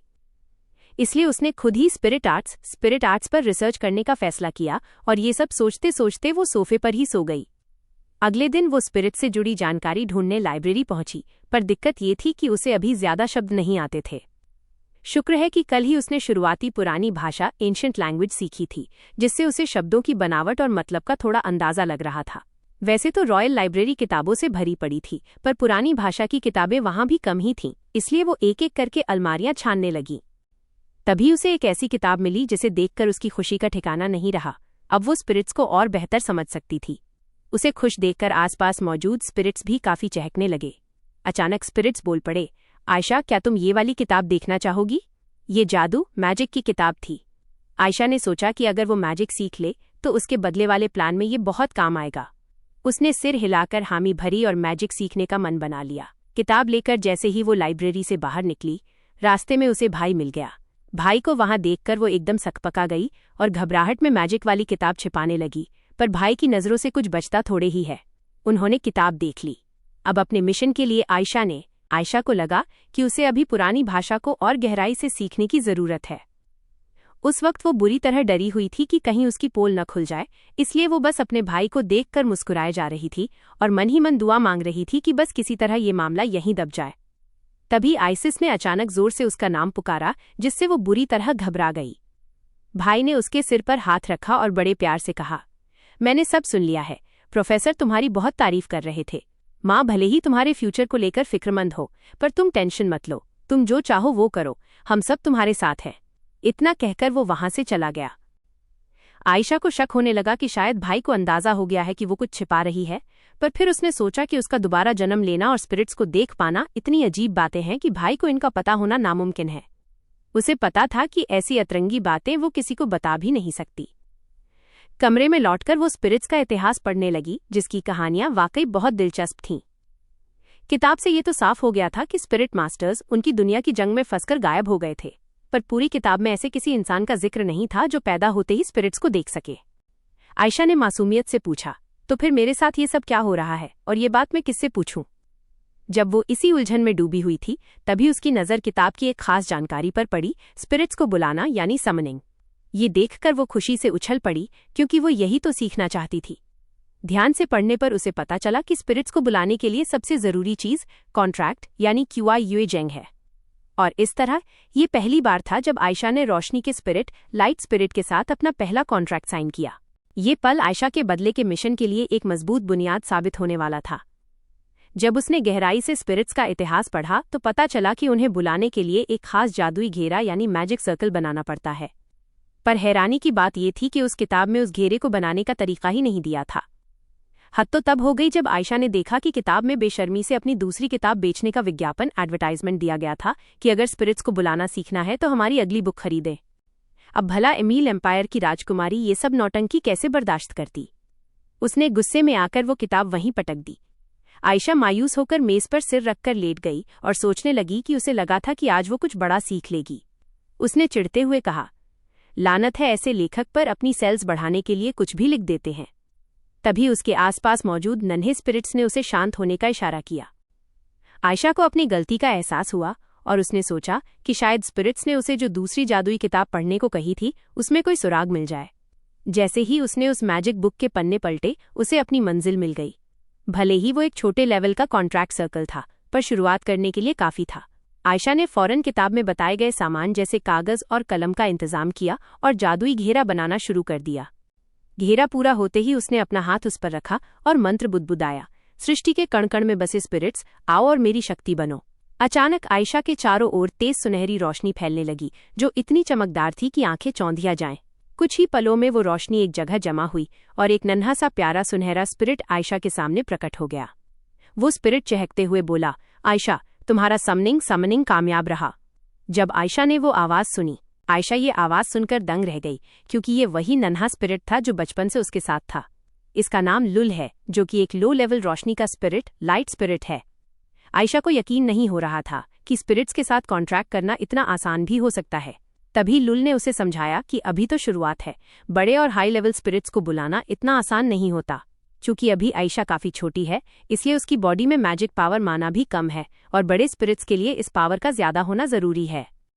लो लेवल के ऊपर भी स्पिरिट्स के 4 अलग अलग लेवल होते हैं और इनमें सबसे टॉप पर आता है स्पिरिट किंग लुमिनाज, जिसे आयशा पहले देख चुकी है। उसे ये जानकर बड़ी हैरानी हुई कि एमील एम्पायर में जिस भगवान की सबसे ज्यादा पूजा होती है वो असल में यही स्पिरिट किंग है। लुमिनास को न सिर्फ जीत और सम्मान का प्रतीक माना जाता है, बल्कि उसे जीवन का देवता भी कहा जाता है। यहाँ तक कि साम्राज्य में होने वाला अगला बड़ा फेस्टिवल भी इसी लुमिनास की प्रार्थना के लिए रखा गया है। नन्हे स्पिरिट ने आगे की कहानी सुनाते हुए बताया कि बहुत समय पहले जब दुनिया बनाने वाले क्रिएटर ने मंत्रों की रचना की थी, तभी इन स्पिरिट किंग्स का जन्म हुआ था। वक्त के साथ साथ इनके नाम भी बदलते रहे। जैसे लुमिनास को पहले मंत्रों का स्वामी कहा जाता था, पर अब उसे रोशनी का देवता माना जाता है। दिलचस्प बात यह है कि हर भगवान स्पिरिट नहीं होता, लेकिन भगवान और स्पिरिट्स मिलकर ही इस दुनिया की रक्षा करते हैं, जिस वजह से अक्सर इंसान इन दोनों के बीच कंफ्यूज हो जाते हैं। सच तो ये है कि लुमिनास कोई भगवान नहीं, बल्कि सिर्फ एक स्पिरिट है। ये सब सुनकर आयशा की जिज्ञासा और बढ़ गई और उसने पूछा कि आखिर ये स्पिरिट किंग दिखने में कैसा होता है। लुल ये बात सुनकर बहुत एक्साइटेड हो गई और उसने स्पिरिट किंग के प्रति अपना प्यार जाहिर करते हुए बताया कि उनके बाल सफेद सुनहरे प्लैटिनम ब्लॉन्ड हैं और उनकी आंखें बेहद कातिलाना हैं। आयशा कुछ देर के लिए शांत हो गई और सोचने लगी कि नहीं, मैं स्पिरिट किंग से कैसे मिल सकती हूँ। असल में आयशा को अंदाजा भी नहीं था कि उसने जिस आदमी को देखा था वही स्पिरिट किंग था। वो तो आज भी उसे महज एक सपना ही समझ रही थी। आयशा ने घबराते हुए पूछा, क्या मेरे लिए स्पिरिट किंग को समन करना मुमकिन है? लुल ने अपनी मिठाई साइड में रखी और बड़े सीरियस होकर बताया कि इस दुनिया में आज तक कोई भी स्पिरिट किंग को नहीं बुला पाया है, क्योंकि इंसानों के पास उन्हें बुलाने जितनी मैजिक पावर माना हो ही नहीं सकती। ये सुनकर आयशा थोड़ी उदास हो गई, पर उसे लगा कि बात तो सही है, इतने पावरफुल किंग भला इतनी आसानी से थोड़ी न प्रकट होंगे। तभी उसे अपने भाई की याद आई और वो बड़बड़ाने लगी कि भाई अभी क्या कर रहे होंगे। जब उसने अपनी नैनी से पूछताछ की तो पता चला कि क्राउन प्रिंस तलवारबाजी की प्रैक्टिस के चक्कर में बीमार पड़ गए हैं और उन्हें जुकाम हो गया है। आयशा की तो जान ही निकल गई। वो फौरन चिंता में पड़ गई कि भाई अब कैसे हैं, क्या हालत बहुत खराब है। नैनी को तब एहसास हुआ कि उनके मुंह से गलती से सच निकल गया है। आयशा ने झट से उन्हें गले लगाया और मासूम सा चेहरा बनाकर सच बताने की जिद करने लगी। आखिर में पता चला कि प्रिंस को डर था कि कहीं उनकी बीमारी छोटी बहन को न लग जाए, इसलिए उन्होंने सबको कसम दी थी कि आयशा को कुछ न बताया जाए। पर अपनी छोटी प्रिंसेस नहीं चाहती थी कि उसका भाई उससे कुछ भी छुपाए, इसलिए उसने फौरन भाई को एक लेटर लिखने का फैसला किया ताकि वो उन्हें बता सके कि वो उनसे कितना प्यार करती है और उन्हें अपनी फिक्र करने की जरूरत नहीं है। सीन बदलता है और हम देखते हैं कि जुकाम की वजह से आइसिस की हालत पस्त है और उसके शरीर में जरा भी जान नहीं बची है। आइसिस की हालत ऐसी हो गई थी कि उसकी नाक एकदम बंद थी और उसे मुंह से सांस लेनी पड़ रही थी, यहाँ तक कि उसकी आवाज भी भारी हो गई थी। उसका हालचाल लेने के लिए नाइट ऑर्डर का बॉविन आया था, जो उसका काफी अच्छा दोस्त है। बॉविन ने जब पूछा कि भाई तू तलवारबाजी की इतनी पागलों जैसी प्रैक्टिस क्यों कर रहा है, तो आइसिस धीरे से बुदबुदाया कि वो अपनी स्किल्स बढ़ाना चाहता है ताकि किसी भी अचानक आने वाली मुसीबत का सामना कर सके। सच तो ये है कि जब से उसने आयशा को नाइट की शपथ नाइट्स ओथ दी थी, उसे पता था कि अपने अपनों की रक्षा करने के लिए उसे और भी ताकतवर बनना होगा। तभी एक नौकर ने आकर खबर दी कि आयशा की मेड उनसे मिलना चाहती है। ये सुनते ही बीमार होने के बावजूद आइसिस फौरन उठ बैठा। उसे पता चला कि ये आयशा का भेजा हुआ एक लेटर है। लिफाफा हाथ में लेते ही वो एक पल के लिए थम गया। उसके लिए ये एक बहुत प्यारा सरप्राइज था। जैसे ही उसने लेटर खोलकर पढ़ना शुरू किया, उसे खांसी आ गई और वो कमजोरी से लड़खड़ाने लगा। बाविन ने फौरन टोकते हुए कहा कि डायन एक्साइया योर हाइनेस, आप इतने एक्साइटेड मत होइए वरना बुखार और भी बढ़ जाएगा। आइसिस ने झुंझलाते हुए कहा, बाविन तू बहुत पका रहा है, जरा अपना मुंह उधर घुमा ले। लेटर में आयशा ने अपने भाई के लिए ढेर सारा प्यार और उनकी बीमारी को लेकर अपनी चिंता लिखी थी। इसे पढ़कर आइसिस को थोड़ा पछतावा भी हुआ। उसे याद आया कि पिछली बार लाइब्रेरी में उसने आयशा को कुछ छुपाते हुए पकड़ा था, पर अब उसे लगा कि उसकी बहन के पास जरूर कोई ठोस वजह होगी। एक भाई के तौर पर उसे उस पर भरोसा और सपोर्ट करना चाहिए। इस एहसास ने उसे और भी ज्यादा ताकतवर बनने के लिए मोटिवेट कर दिया। इधर बॉविन उसे देखता रह गया। उसे समझ ही नहीं आ रहा था कि ये बंदा अपनी छोटी बहन का इतना बड़ा दीवाना क्यों है। शायद ऐसा इसलिए था क्योंकि बॉविन इकलौता बेटा था, तो वो भाई बहन वाले इस प्यार को समझ ही नहीं पा रहा था। पर सच तो ये है कि आयशा के उस लेटर की वजह से ही क्राउन प्रिंस फिर से जोश में आ पाए। याद है जब महारानी टेटिस का निधन हुआ था, तब आइसिस एक गुस्सैल छोटे जानवर जैसा बन गया था। अगर आज की क्वीन और नन्ही प्रिंसेस उसकी जिंदगी में न होती तो भला उसके चेहरे पर ऐसी मुस्कान कैसे आती। इधर आयशा को पहली बार एहसास हुआ कि वो अपनी मैजिक पावर का इस्तेमाल कर सकती है। स्प्रिंग फेस्टिवल के पहले दिन हर कोई रोशनी के देवता लूमिनास की प्रार्थना कर रहा था। उसके बाद पुजारी प्रीस्ट्स बीमारों का इलाज करने की रस्म निभाने लगे, जहां जादुई शक्ति के असर से पुराने और भद्दे जख्म भी भरने लगे थे। ऊपर से ये सब देख रही आयशा बड़ी हैरान थी और सोचने लगी कि अगर स्पिरिट किंग कोई भगवान नहीं है तो फिर इन पुजारियों के पास ये ताकत कहाँ से आती है। लुल ने समझाते हुए बताया कि असल में ये कोई ईश्वरीय शक्ति नहीं है, बल्कि रोशनी के स्पिरिट्स, लाइट स्पिरिट्स की अपनी हीलिंग पावर है। क्योंकि ये पुजारी लुमिनास के भक्त हैं और उनका प्रचार करते हैं, इसलिए उन्हें इनाम के तौर पर थोड़ी शक्ति मिल गई है। आयशा के दिमाग की बत्ती जली और उसने पूछा, अगर रोशनी के स्पिरिट्स के पास जन्म से ही ठीक करने की ताकत होती है तो क्या मैं भी इसे इस्तेमाल कर सकती हूँ? स्पिरिट ने मुस्कुराते हुए जवाब दिया, बिल्कुल, आप इस ताकत से किसी भी मरीज को ठीक कर सकती हैं। ये सुनकर आयशा की खुशी का ठिकाना नहीं रहा। हालांकि फिलहाल उसकी ताकत इन पुजारियों के बराबर ही थी, पर जैसे जैसे वो ऊंचे लेवल के स्पिरिट्स को बुलाना सीखेगी, उसकी हीलिंग पावर और भी बढ़ती जाएगी। आयशा जैसी शख्स जो पैदा होते ही स्पिरिट्स को देख सके, पूरी दुनिया में इकलौती है। अगर किसी को पता चल गया कि आयशा के पास इतनी जबरदस्त पावर मिलने के बाद अब दूसरों की जलन तो पक्की थी। इसलिए अभी के लिए इस काबिलियत को छुपाकर रखना ही बेहतर था, ताकि बाद में ये एल्फ मास्टर वाली पावर एक सीक्रेट हथियार की तरह काम आ सके। एशा ये सोचकर ही कांप गई कि जैसे जैसे एल्फ लेवल बढ़ेगा उसकी हीलिंग पावर और भी तगड़ी हो जाएगी। बेचारी क्वीन को लगा कि शायद एशा को ठंड लग रही है। सेरेमनी खत्म होने के बाद क्वीन चाहती थी कि एशा के कुछ दोस्त बने, इसलिए उन्होंने उसके लिए एक टी पार्टी रख दी।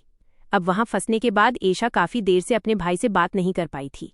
सुबह माहौल काफी सीरियस था, तो वो बस दूर से ही उन्हें देख पा रही थी। और अब तो भाई साहब इतनी दूर थे कि गलती से पास से गुजरने वाला बहाना भी काम नहीं आने वाला था। खैर, अपने भाई को एकदम फिट और हेल्दी देखकर एशा के चेहरे पर मुस्कुराहट आ गई। भाई के पास ही बेवन खड़े थे, वही ड्यूक के वारिस जो तलवारबाजी और मैजिक दोनों में उस्ताद हैं। तभी पास बैठी एक लड़की ने एशा को टोकते हुए पूछा, राजकुमारी जी, आप हमारी एम्ब्रॉयडरी वाली मीटिंग में तो आएंगी ना?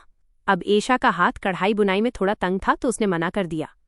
पर वो लड़की तो जैसे रुकने का नाम ही नहीं ले रही थी, बोले जा रही थी कि शुरू में मुश्किल लगता है, पर प्रैक्टिस से सब आ जाता है। जब उसने अपनी पिछली बातों का पिटारा खोलना शुरू किया, तो एशा ने बात काटते हुए साफ कह दिया, रहने ही दो, मुझसे नहीं होगा। सच तो ये है कि एशा को इन लोगों के बीच बैठने में कोई दिलचस्पी नहीं थी, जबकि दूसरी तरफ वो लड़की पिछले आधे घंटे से अपनी ही धुन में बड़बड़ाए जा रही थी। पता नहीं बाकी लड़कियां उससे छोटी रैंक की थीं या फिर उसके दबदबे से डर गई थीं, जो बस उसकी हाँ में हाँ मिलाए जा रही थीं।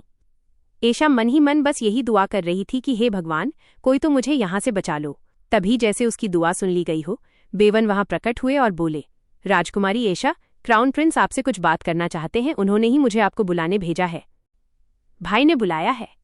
फिर तो जाना ही पड़ेगा। ये सुनते ही वहां मौजूद बाकी लड़कियां जलन के मारे उन्हें देखने लगीं, पर एशा ने तो चैन की सांस ली। बेचारी पिछले आधे घंटे से उस बोरियत को झेल रही थी। अगर बेवन सही वक्त पर आकर उसे वहां से ना निकालते, तो चाय खत्म होने से पहले ही एशा की हिम्मत जवाब दे जाती। बाहर निकलते ही बेवन ने भी मजे लेते हुए कहा कि वो टी पार्टी वाकई बहुत ज्यादा बोरिंग लग रही थी। फिर उन्होंने धीरे से सच बताया कि असल में प्रिंस ने उसे बुलाने के लिए कोई मैसेज नहीं दिया था। एशा तो हक्की बक्की रह गई। अगर भाई ने नहीं बुलाया तो तुम मुझे वहां से लेकर क्यों आए? बेवन ने रुककर एशा की आंखों में देखा और कहा, मैं बाहर से देख रहा था कि आप वहां काफी परेशान थीं, इसलिए मैंने खुद ही आपको वहां से निकालने का फैसला किया। वैसे भी प्रिंस भी आपसे मिलने के लिए काफी बेचैन लग रहे थे। एशा ये सुनकर दंग रह गई कि इतनी दूर होने के बावजूद बेवन ने उसके चेहरे की परेशानी भांप ली। उसे समझ आ गया कि बेवन लोगों को परखने में उस्ताद है और काफी खुले विचारों के इंसान है। एशा मुस्कुराते हुए बेवन को देखने लगी। भले ही उसने झूठ बोला था, पर वो उसकी शुक्रगुजार थी, क्योंकि उन लड़कियों के बीच और बैठना उसके बस की बात नहीं थी। तभी एशा की नज़र बेवन के सीने पर लगे फूलों पर पड़ी और उसने बड़े गर्व से बताया कि उनके कोट पर लगा वो फूल और खुद उसके सिर पर सजा ये प्यारा सा फ्लावर दोनों उसी का आइडिया थे। वसंत का स्वागत करने और एल्फ्स का शुक्रिया अदा करने के लिए उसने ही फूलों को एक्सेसरीज की तरह इस्तेमाल करने की सलाह दी थी। दरअसल फेस्टिवल से पहले एशा ने इसकी प्लानिंग में काफी मेहनत की थी और महल में रहकर दिन रात एक कर दिया था, जिसके लिए मम्मी पापा ने उसकी खूब तारीफ भी की। बेवन तो ये जानकर दंग रह गए कि क्या वाकई 7 साल का कोई बच्चा इतना शानदार काम कर सकता है। बेवन ने भांप लिया कि एशा की इस प्लानिंग का असली मकसद लोगों को एल्फ्स की अहमियत समझाना था। सच भी है, आम लोग अक्सर एल्फ्स को भूल जाते हैं, जबकि एशा उन्हें रोज देखती थी तो उसके लिए वो अजनबी नहीं थे। पर साधारण लोगों के लिए तो एल्फ्स किसी रहस्यमयी दुनिया के जीव जैसे थे। बेवन दिल से एशा के मुरीद हो गए और बोले, राजकुमारी, आप वाकई वैसी ही समझदार हैं जैसा आपके बारे में सुना था। अगर प्रिंस पास होते तो शायद मुझे आपसे बात करने का मौका ही नहीं मिलता, इसलिए आपसे इस तरह मिलकर मुझे बहुत खुशी हुई। एशा बड़ी मासूमियत से पूछ बैठी कि भाई के सामने बात करना क्यों मुश्किल है। बेवन अभी जवाब देने ही वाले थे कि तभी दूर से क्राउन प्रिंस चिल्लाते हुए आए और बेवन को साइड हटाकर खुद बीच में घुस गए। अब जाकर एशा को समझ आया कि बेवन ऐसा क्यों कह रहे थे। भाई साहब के सामने तो किसी और की बोलने की बारी ही नहीं आती थी। बेचारे बेवन अब बस चुपचाप किनारे खड़े होकर ये सब देख सकते थे। राजकुमारी एशा की किस्मत तो देखो, कितनी खुशकिस्मत है वो। किसी ने सोचा भी नहीं था कि पिछली जिंदगी में जिस लड़की को साजिश रचकर मार दिया गया था, वो इस जन्म में दुश्मन देश की राजकुमारी बनकर सबकी लाडली बन जाएगी। जब एशा और उसके भाई के बीच गप्पे जम रही थीं, तभी वहां मम्मी के साथ नाना नानी भी आ पहुंचे। असल में क्वीन को कुछ जरूरी काम था, इसलिए उन्होंने एशा को जिम्मेदारी दी कि वो नाना नानी को पूरा महल घुमाए। एशा तो खुशी से फूली नहीं समाई, क्योंकि उसे अपने ग्रैंड पेरेंट्स के साथ वक्त बिताने का ये मौका बड़े नसीब से मिला था। पर हैरानी की बात तो ये थी कि बेवन भी उनके पीछे पीछे आ गया। वैसे नानाजी ने बॉर्डर पर एक बहुत ही ताकतवर नाइट्स की टीम तैयार की थी, तो पक्का बेवन जैसा तलवारबाजी का शौकीन उनके जैसा ही बनना चाहता होगा। टहलते टहलते सब पिछवाड़े के गार्डन में आ गए, जहां फूलों से लदी एक खूबसूरत गैलरी बनी हुई थी। तभी ठंडी हवा का एक झोंका आया और हवा में फूल की पंखुड़ियां तैरने लगीं। एशा ने लपककर एक पंखुड़ी को पकड़ लिया। उस पल उसे जो सुकून और खुशी महसूस हुई वो लफ्जों में बयान करना मुश्किल था। अचानक नानाजी ने आवाज दी, एशा वहीं रुको, हिलना मत। एशा थोड़ा उलझन में थी कि तभी नानाजी ने जेब से एक चमकता हुआ गोला निकाला। पता चला कि ये कोई मामूली गेंद नहीं, बल्कि जादूगरों का बनाया हुआ एक नया इमेज बॉल था, जो मैजिक स्टोन की पावर से चलता है और नज़ारों के साथ साथ आवाज़ें भी रिकॉर्ड कर सकता है। एशा को तो यकीन ही नहीं हो रहा था। नानाजी ने जैसे ही उस बॉल को थोड़ा हिलाया, उसमें एशा का वो पंखुड़ी पकड़ने वाला पल एकदम जादुई तरीके से रिकॉर्ड हो गया। ये देखकर एशा शर्म से लाल हो गई। वहीं उसकी इस मासूमियत ने नाना नानी का दिल जीत लिया। क्राउन प्रिंस को भी वो इमेज बॉल इतनी पसंद आ गई कि उन्होंने नानाजी से एक बॉल गिफ्ट में मांगनी शुरू कर दी। अब भाई साहब ठहरे पक्के सिस्टर कॉम्प्लेक्स वाले, तो जाहिर है वो दिन भर उस बॉल में अपनी प्यारी बहन एशा को ही निहारना चाहते थे। लेकिन नाना नानी तो साल भर बॉर्डर पर रहते हैं और उन्होंने ये जादुई बॉल खास तौर पर एशा की यादें संजोने के लिए खरीदी थी, तो भला वो प्रिंस को कैसे दे देते। इसके बाद प्रिंस नानाजी के सामने बच्चों की तरह जिद करने लगे, जिसे देखकर एशा और बेवन की हंसी छूट गई। पर तभी कहानी में एक खौफनाक मोड़ आता है। एशा और क्राउन प्रिंस दोनों के मुंह से खून निकलने लगता है और वो जहर के असर से बेहोश हो जाते हैं। आखिर इस साजिश के पीछे किसका हाथ है? खैर, आज फेस्टिवल का सबसे खास दिन था और रिवाज के मुताबिक सबने सफेद कपड़े पहने थे। एशा भी अपनी सफेद गाउन में सज धजकर इसीसिस के महल पहुंची। वहां प्रिंस और बेवन आपस में बातें कर रहे थे। तभी एशा की नज़र दीवार पर टंगी एक तस्वीर पर पड़ी। वो तस्वीर इसीसिस की माँ क्वीन टेडिस की थी। प्रिंस ने बड़ी शांति से उस तस्वीर की ओर देखा और बोले, अगर माँ आज जिंदा होती तो मुझे इस हाल में देखकर क्या सोचती। खैर, ये सोचना भी बेवकूफ़ी है। और इतना कहकर वो हल्के से मुस्कुरा दिए।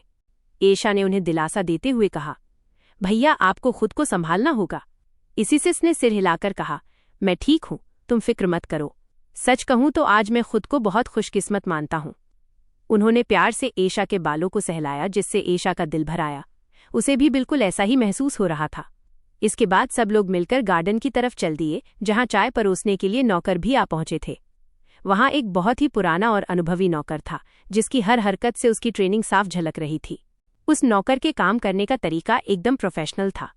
उसने चाय के कप एशा और उसके भाई के सामने लाकर रख दिए, लेकिन बेवन ने चाय पीने से मना कर दिया। एशा को थोड़ा ताज्जुब हुआ कि क्या ये नौकर पहले भी भाई के महल में काम करता था, क्योंकि उसने उसे पहले कभी नहीं देखा था। खैर, उसने सोचा कि शायद फेस्टिवल की वजह से काम ज्यादा होगा, इसलिए नए लोग बुलाए गए होंगे। एशा ने बिना ज्यादा सोचे चाय का घूंट भर लिया।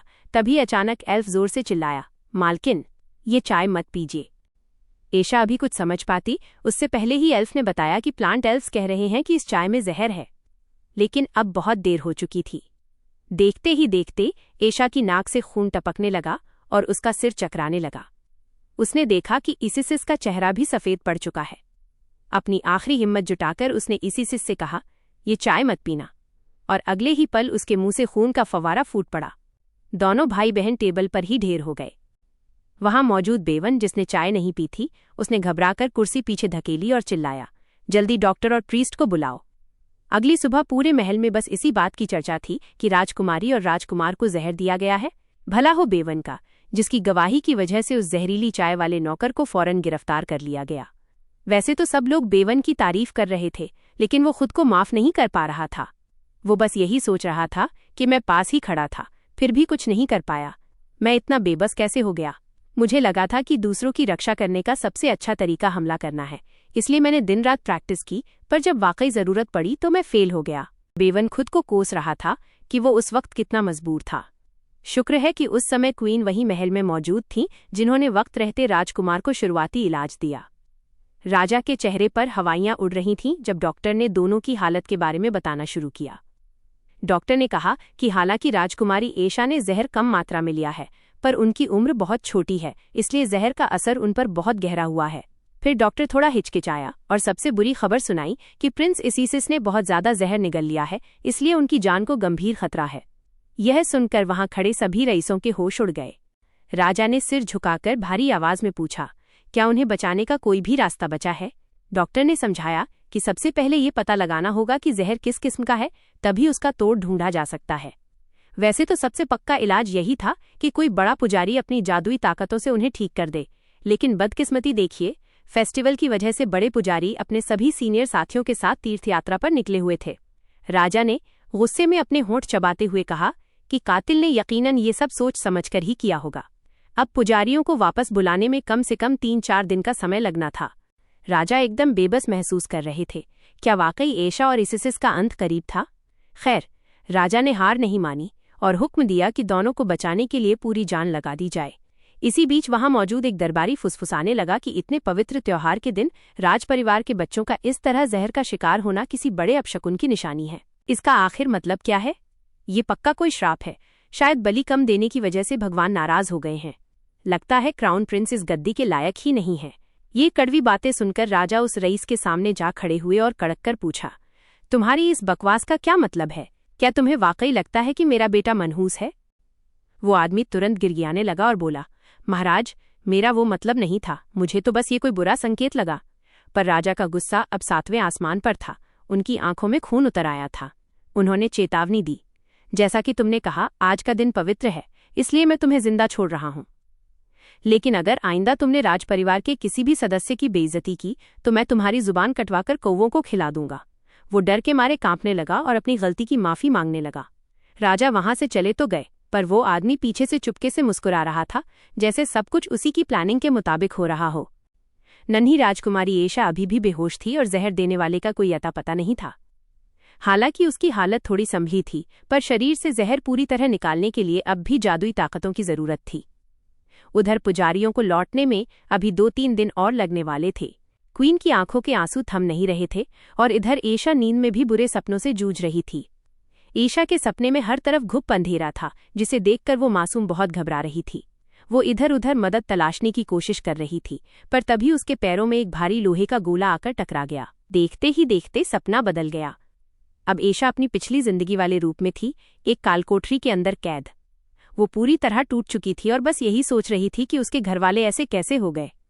उन्होंने सिर्फ मारियन की बातों पर यकीन क्यों किया और मेरी एक न सुनी। उदासी में डूबी एशा खुद को समेटे हुए बस अपनी जान देने के बारे में सोचने लगी थी। तभी उसके दिमाग में एक दूसरी आवाज गूंजी, क्या तुम वाकई यही चाहती हो? क्या तुम्हारे पास अभी भी कुछ ऐसा नहीं है जिसे तुम पूरा करना चाहती हो? बात तो सही थी। एशा उनसे बस एक बार पूछना चाहती थी कि आखिर उन्होंने उसे क्यों मारा।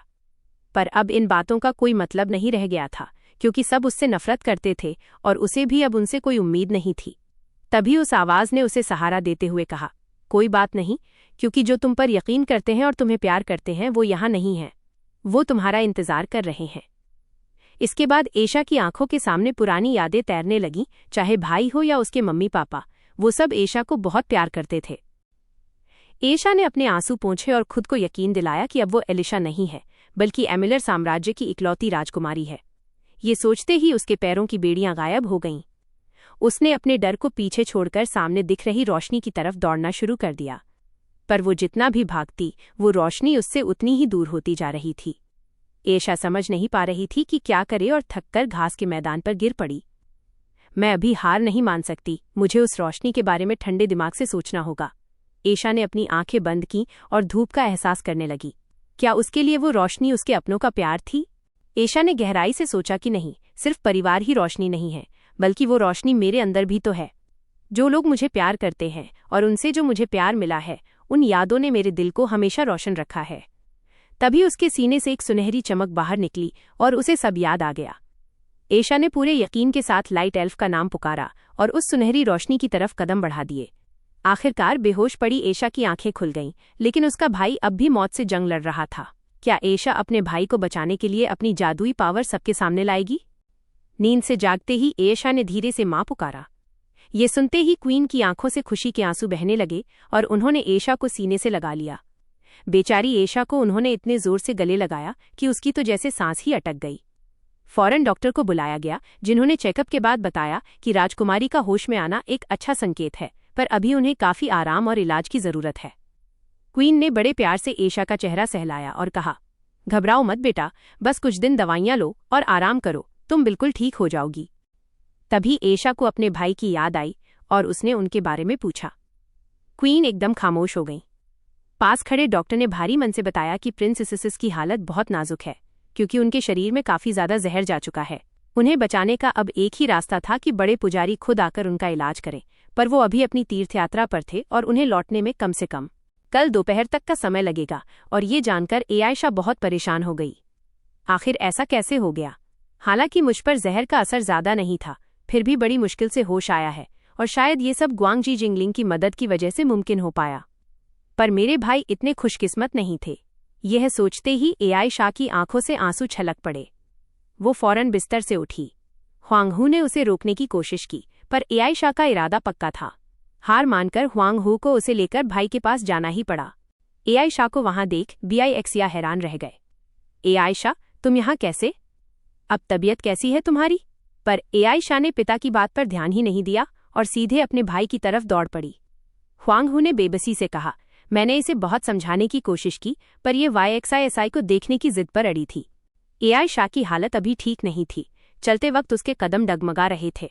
YXISI की हालत वाकई बहुत नाजुक थी। आम शेनगुआन अपनी पूरी ताकत लगा रहे थे, फिर भी उनकी स्थिति में कोई सुधार नहीं हो रहा था। कहीं ऐसा न हो कि भाई कभी जाग ही न पाए, ये सोचकर आयशा का गला भर आया। तभी उसने ग्वांगजी जिंगलिंग को बुलाया। लुअर बाहर आते ही फूट फूट कर रोने लगी। उसे डर था कि उसकी मालकिन अब कभी नहीं जाग पाएगी।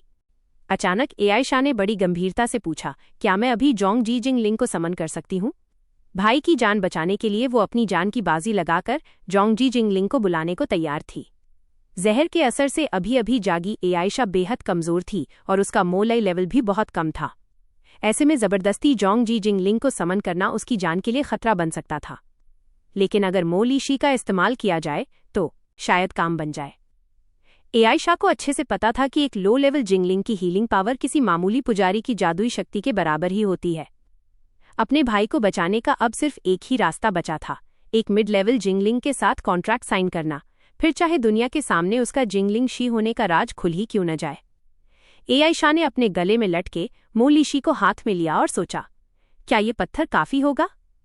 ये वही पत्थर था जो एयरसेन ने उसे बर्थडे पार्टी में तोहफे में दिया था, और तब से आयशा ने इसे एक पल के लिए भी खुद से अलग नहीं किया था। लुआर ने करीब आकर उस पत्थर को बड़े गौर से देखा। वो चमकता हुआ नीला पत्थर दिखने में तो बहुत ही खूबसूरत था, लेकिन एक गड़बड़ हो गई थी। हैरानी की बात यह थी कि जब आयशा बेहोश थी तब इस पत्थर की सारी जादुई शक्ति खत्म हो चुकी थी। आयशा को यकीन नहीं हुआ, पर ऐसा कैसे हो सकता है? जिंगलिंग ने उसे समझाया कि वो इतनी जल्दी होश में सिर्फ इसलिए आ पाई क्योंकि इस पत्थर के प्रोटेक्शन मैजिक ने उसे बचा लिया था, और अब जब मैजिक खत्म हो चुका है तो ये पत्थर सिर्फ एक मामूली टुकड़ा बनकर रह गया है। आयशा एकदम सुन्न पड़ गई। उसे समझ नहीं आ रहा था कि अब क्या करे। पास खड़े उसके माता पिता को समझ ही नहीं आ रहा था कि चल क्या रहा है। उन्हें लगा शायद सदमे की वजह से आयशा का दिमाग चल गया है और वो खुद से ही बातें कर रही है। हुआंगहू तुरंत उसके पास आई और चिंता जताते हुए कहा, बेटा, क्या तुम्हारी तबीयत फिर खराब हो रही है? अगर थक गई हो तो कमरे में जाकर आराम कर लो। पर आयशा तो जैसे किसी अलग ही धुन में थी। उसने अपनी माँ की बात सुनी तक नहीं। उसका दिमाग बस इसी जुगाड़ में लगा था कि अब दूसरा मोलीशी कहाँ से लाया जाए। तभी उसकी नज़र अचानक बेवेन पर पड़ी और उसे कुछ याद आया। उसने सीधे उससे पूछ लिया, क्या तुम मुझे अपना मोलीशी उधार दे सकते हो?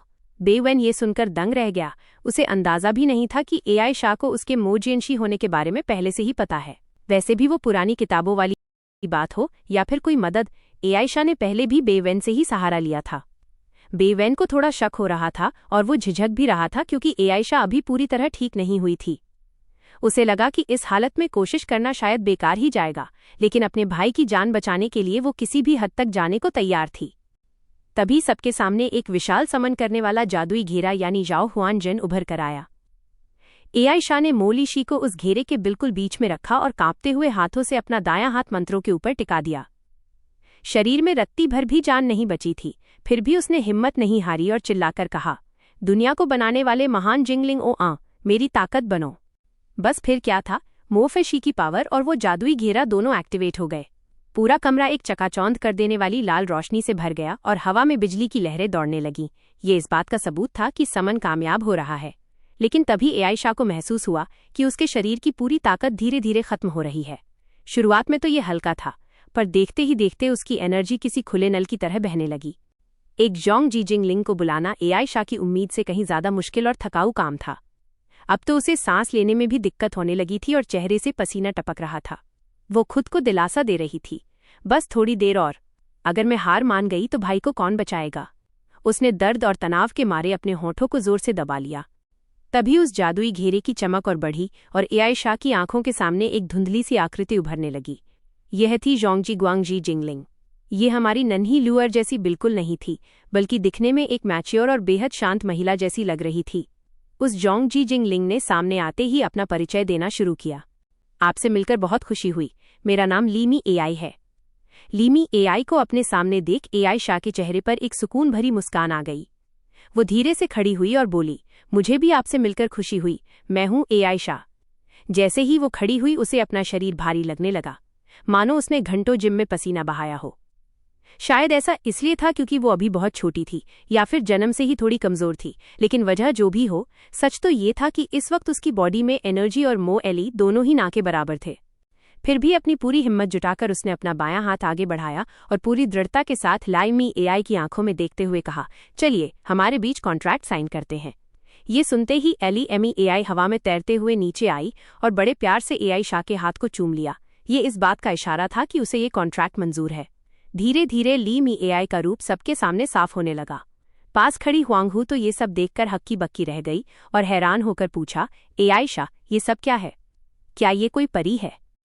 एआई शाह ने किसी तरह अपना गला साफ किया और कहा, नहीं माँ, ये परी नहीं, बल्कि एक जिंगलिंग है। अपनी माँ के चेहरे पर उलझन देखकर एआई शाह का मन तो बहुत था कि वो उन्हें सब कुछ सच सच बता दे कि अब तक उसने अपनी शक्तियों को क्यों छुपाया था, पर अभी इन बातों के लिए वक्त बिल्कुल नहीं था। उसकी मोएलाई इतनी कम हो चुकी थी कि सिर्फ लीमी एआई को बुलाने भर से ही उसे चक्कर आने लगे थे। उसे हर हाल में अपने भाई को बचाना था और अब सिर्फ एक जिंगलिंग की ताकत ही उसकी आखिरी उम्मीद थी। अब एआई शाह को बस ये देखना था कि YXISI को ठीक करने के लिए वो अपनी जिंगलिंग मैजिक का इस्तेमाल कैसे करती है। लीमी एआई ने एआई शाह को समझाया कि कॉन्ट्रैक्ट साइन होते ही जिंगलिंग और उसका मास्टर एक ही जान बन जाते हैं। इसका मतलब ये है कि चाहे दूरी कितनी भी हो, आप जिंगलिंग की पावर का इस्तेमाल कर सकती हैं। हालांकि हम जितना पास होंगे, हीलिंग उतनी ही तगड़ी होगी। पर दिक्कत ये थी कि एआई शाह के शरीर से अभी जहर पूरी तरह निकला नहीं था और ऊपर से इस कमजोरी में जोंगजी जिंगलिंग को समन करना भारी पड़ रहा था। हालात देख लीमी एआई खुद एआई शाह के शरीर में समा गई ताकि उसे अंदर से ताकत दे सके। देखते ही देखते वो एक सुनहरी रोशनी बनकर एआई शाह के दिमाग में उतर गई और उसकी आंखों का रंग किसी पीले नीलम जैसा चमकने लगा। इधर YXISI की हालत बहुत खराब थी, चेहरा सफेद पड़ चुका था। एआई शाह ने अपनी मुट्ठियां भींची और खुद से कहा, मैं ये कर सकती हूँ। उसने अपना हाथ भाई के ऊपर रखा और वो अनजानी शक्ति उसके शरीर में दौड़ने लगी, जिसे उसने आज से पहले कभी महसूस नहीं किया था। कमरे में एक जादुई सुनहरी रोशनी फैल गई, पर किसी को ठीक करना उम्मीद से कहीं ज्यादा थका देने वाला काम था। तभी YXISI के मुंह से हल्की सी आवाज निकली, यानी जिंगलिंग की शक्ति काम कर रही थी। ये देख एआई शाह खुशी से झूम उठी, पर अगले ही पल उसके चेहरे पर मायूसी छा गई क्योंकि उसकी मोलाई खत्म होने की कगार पर थी। उसे डर लगने लगा कि क्या सिर्फ जोंगजी जिंगलिंग को बुलाना काफी नहीं था। तभी उसे भाई के साथ बिताए पुराने दिन याद आने लगे। वो जानती थी कि वो हार नहीं मान सकती, वो अपने भाई को खोने का रिस्क नहीं ले सकती थी। पसीने से तरबतर एआई शाह की आंखों से आंसू बहने लगे। वो बस यही दुआ कर रही थी, भाई प्लीज मरना मत, अपनी आंखें खोलो। पर भाई की मुस्कुराहट याद आते ही उसकी आंखों से गर्म आंसू गिरने लगे। सच तो ये है कि एआई शाह अंदर से बहुत घबराई हुई थी और उसे डर था कि कहीं YXISI सच में न मर जाए। आंसू उसकी आंखों के सामने धुंधलापन ला रहे थे, पर वो उन्हें पोंछने की हिम्मत भी नहीं जुटा पा रही थी ताकि उसका ध्यान न भटके। तभी अचानक मैजिक गायब होने लगा और एआई शाह लड़खड़ाकर बेहोश हो गई। शुक्र है कि वेंजीशी ने उसे वक्त रहते संभाल लिया। उसके माता पिता की तो जैसे जान ही निकल गई थी। एआई शाह की आंखों से फिर आंसू बह निकले। उसे लगा कि क्या उसकी अकेले की कोशिश काफी नहीं थी। वो बस यही सोच रही थी कि काश उसकी हीलिंग का असर तब तक बना रहे जब तक शेन गुआन न आ जाए। तभी पीछे से एक आवाज आई, क्या मैं मरने के बाद वाली दुनिया में हूँ? और जी हाँ, ये चमत्कार था। YXISI होश में आ चुके थे। खुशी के मारे एआई शाह ने बिस्तर पर छलांग लगा दी और अपने भाई को गले लगा लिया। हालांकि अब सबको पता चल चुका था कि वो एक जिंगलिंगशी है, पर उसने अपने पिछले जन्म यानी जोंग शेंग वाली बात किसी को नहीं बताई। एआई शाह ने बस शेन गुआन को इतना समझाया कि उसने भाई को कैसे ठीक किया। शेन गुआन ये जानकर दंग रह गए कि एआई शाह जिंगलिंग ओ अंग को समन कर सकती है। दरअसल एआई शाह ने जो अपनी जादुई किताब छुपाकर रखी थी, उसकी वजह यही थी कि उसकी शक्तियां बहुत खास थीं और जरूरी नहीं कि उनसे हमेशा फायदा ही हो। खैर, YXISI का बच जाना ही सबसे बड़ी खुशकिस्मती थी। काफी देर तक तो शेनगुआन को यकीन ही नहीं हुआ। आखिर जिस हुआंग टाइजी को कई बड़े शेनगुआन और पुजारी मिलकर ठीक नहीं कर पाए, उसे राजकुमारी ने अपनी जबरदस्त हीलिंग पावर से बचा लिया था। उन्होंने हैरानी से पूछा, क्या आप कोई शेंगन्यू हैं? तब एआईशा ने साफ किया, जैसा कि मैंने पहले कहा, मैं एक जिंगलिंग शी हूं। इतना कहने के बाद एआईशा ने ल्यू ईयर को समन किया। जैसे ही वो बाहर आई, उसने महसूस किया कि सब उसे ही देख रहे हैं, तो उसने बड़े प्यार से अपनी फ्रॉक उठाकर सबको नमस्ते किया और बोली, नमस्ते, मैं हूं लो लेवल गुआंगजी जिंगलिंग लुअर। नन्ही सी जिंगलिंग को देख सब दंग रह गए। सबको यकीन दिलाने के लिए एआईशा के पास यही एक तरीका था। शेनगुआन तो एआईशा के मुरीद हो गए और बोले, राजकुमारी, आपके पास इतनी जबरदस्त पावर है, मैं वादा करता हूं कि आज से मैं आपको पूरा सपोर्ट करूंगा। शेनगुआन का रिएक्शन एआईशा की उम्मीद से कहीं ज्यादा पॉजिटिव था और उन्होंने तो उसे शेंग न्यू का टाइटल तक दे दिया। पहले एआईशा को डर था कि यह शक्ति उसके लिए मुसीबत न बन जाए, पर अब जाकर उसे थोड़ा सुकून मिला। उधर BIXIA ने राजकुमारी और हुआंग टाइजी पर हमला करने वाले मास्टरमाइंड को मौत से भी बदतर सजा देने का हुक्म सुना दिया। अपनी हीलिंग पावर की वजह से एआईशा को सबसे ऊंचा दर्जा मिल गया था और उसे पता था कि एक ना एक दिन ऐसा होगा। लेकिन शेंगन्यू बनने का मतलब ये नहीं था कि वो दुनियादारी छोड़ दे और शेनगुआन की शरण में चली जाए। उसने फैसला किया कि वह महल में रहकर अपने परिवार के साथ ही रहेगी और इस पावर का इस्तेमाल लोगों की जान बचाने के लिए करेगी। तभी बेवेन ने बाइक्सिया से कहा, अब जब सब साफ हो चुका है और दोनों की हालत में सुधार है, तो अब मुझे इजाजत दें। बाइक्सिया मान तो गए, पर आज जो कुछ भी हुआ था उसे लेकर माहौल अभी भी काफी गंभीर बना हुआ था। तय ये हुआ कि इस बात को फिलहाल बाहर वालों से गुप्त रखा जाएगा। तभी YXISI ने BIXIA को रोका और कहा कि बात अभी यहीं खत्म नहीं हुई है। आपको उन लोगों को पकड़ना होगा जिन्होंने मुझ पर और एआईशा पर हमला किया। उन्हें इसकी भारी कीमत चुकानी होगी। उनके चेहरे पर गहरी नफरत साफ दिख रही थी और एआईशा ने पहली बार अपने भाई को इतना सख्त और शांत देखा था। BIXIA धीरे धीरे उनके पास आए और बोले, बिल्कुल, मैं अपनी पूरी ताकत लगा दूंगा उस मास्टरमाइंड को ढूंढने में। ऐसा दोबारा ना हो, इसलिए उसे पकड़ने के बाद मैं उसकी जीभ काट दूंगा, हाथ पैर अलग कर दूंगा और उसके पूरे खानदान को खत्म कर दूंगा। आखिर में उसका सिर शहर के गेट पर कौवों के लिए लटका दिया जाएगा। पिता ने प्यार से उनके सिर पर हाथ रखकर दिलासा दिया कि अब उन्हें फिक्र करने की जरूरत नहीं है और वे बस अपनी सेहत पर ध्यान दें। ये सुनकर YXISI को काफी सुकून मिला और उन्होंने मजाक मजाक में पिता से ये भी कह दिया, आपको उस अपराधी के सामने उसके सबसे प्यारे इंसान को जहर देकर मारना चाहिए, तब जाकर हिसाब बराबर होगा। मतलब जैसा उसने किया वैसा ही उसके साथ करना। यह सुनकर तो एआईशा और बेवेन भी दंग रह गए। भाई और पिता की बातें सुनकर वे सोचने लगे कि ये दोनों कितने खतरनाक हो सकते हैं। BIXIA ने हंसते हुए कहा कि वे उनकी यह इच्छा जरूर पूरी करेंगे, क्योंकि एआईशा ने अपनी जान जोखिम में डालकर भाई को बचाया था। इस वजह से वो इतनी कमजोर हो गई थी कि 3 हफ्ते तक बिस्तर से उठ भी नहीं पाई। उसकी प्यारी दाई माँ उसे अपने बच्चे की तरह लाड कर रही थीं और एक एक चम्मच से उसे खाना खिला रही थीं। एआईशा को ये सब थोड़ा अजीब लग रहा था, क्योंकि उसे लगता था कि वो अब कोई छोटी बच्ची नहीं है, बस बिस्तर से नहीं उठ सकती। इसका मतलब ये तो नहीं कि उसे चम्मच से खिलाया जाए। पर दाई माँ कहाँ मानने वाली थीं, वे बस उसे पुचकारती रहीं, ऐसा मत कहिए, अभी आपको आराम की सख्त जरूरत है और आप जरा भी थकान मोल नहीं ले सकती। आपकी हालत इतनी खराब थी कि आपको खून की उल्टियां तक हुई थी, इसलिए अब मुझे अपनी सेवा करने दीजिए। एआईशा के पास हार मानकर उनकी बात मानने के अलावा कोई रास्ता नहीं था। वहीं पास में बैठी जिंगलिंग को दुनियादारी से कोई मतलब नहीं था, वो तो बस मजे से अपनी मिठाइयां ठूसने में लगी थी। YXISI को बचाने के अगले दिन दोपहर को डी शेनगुआन वापस आ गए। उन्होंने अपनी दैवीय शक्ति यानी शेनली से दोनों का इलाज किया, जिससे अब खतरे वाली कोई बात नहीं थी। लेकिन शाही हकीम यानी YUY कोई रिस्क नहीं लेना चाहते थे। वे हर शाम एआईशा के डिनर के बाद उसकी नब्ज चेक करने आते और कीमती जड़ी बूटियों से कड़वा काढ़ा बनाकर पिलाते। उस दवा की स्मेल और टेस्ट इतना घटिया था कि उसे पीते वक्त एआईशा को जहर देने वाले पर और भी ज्यादा गुस्सा आता था। खैर, कातिल अब पकड़ा जा चुका था। हुआंग डी ने अपनी जुबान रखी और पूरी सरकारी मशीनरी लगा दी ताकि मुजरिम सलाखों के पीछे हो। वो गुनहगार और कोई नहीं बल्कि वही बोजू था जिसने उस दिन बदतमीजी की थी। वो उत्तरी इलाके का एक सामंत था और खुद को भगवान का बहुत बड़ा भक्त बताता था। पूछताछ में उसने कबूला कि वो नहीं चाहता था कि YXISI सिंहासन का वारिस बने, इसलिए उसने जहर दिया। पूरी कहानी बस इतनी सी थी। एआईशा ने एक ठंडी आह भरी। उसे ये सब किसी ड्रामे जैसा लग रहा था। जब उसने आने वाले हालातों का बारीकी से हिसाब लगाया तो उसे लगा कि दाल में कुछ काला है। उसे जो जहर दिया गया था वो बिल्कुल वैसा ही था जैसा उसे पिछले जन्म में फंसाने के लिए इस्तेमाल किया गया था। क्या वो बोजू किसी दुश्मन देश का जासूस तो नहीं था? अपराधी के पकड़े जाते ही बीआई एक्सिया ने उसके पूरे खानदान को मौत की सजा सुना दी। बीक्सिया का गुस्सा। सिर्फ बोजू के पूरे खानदान को खत्म कर देने से बीआई एक्सिया का मन नहीं भरा, क्योंकि शाही परिवार के सदस्यों की जान लेने की कोशिश के मुकाबले ये सजा कुछ भी नहीं थी। पर क्या वाकई उस बोजू ने सिर्फ YXISI से नफरत की वजह से जहर दिया था? एआई शाह को लगा कि शाही खानदान को जहर देने में बहुत बड़ा रिस्क है और ये मामूली सा कारण गले नहीं उतर रहा था। अपराधी को उसे भी जहर देने की क्या जरूरत थी? अगर वो कहता कि उसे एआई मिली शाही परिवार की पूरी अगली पीढ़ी को खत्म करना है तो शायद बात फिर भी समझ आती। एआई शाह बिस्तर पर बैठी गहरी सोच में डूबी थी और उसे एक अनजानी घबराहट महसूस हो रही थी। आखिर उसे जो जहर दिया गया था वो बिल्कुल वैसा ही था जैसा पिछली जिंदगी में माली एन नी को दिया गया था।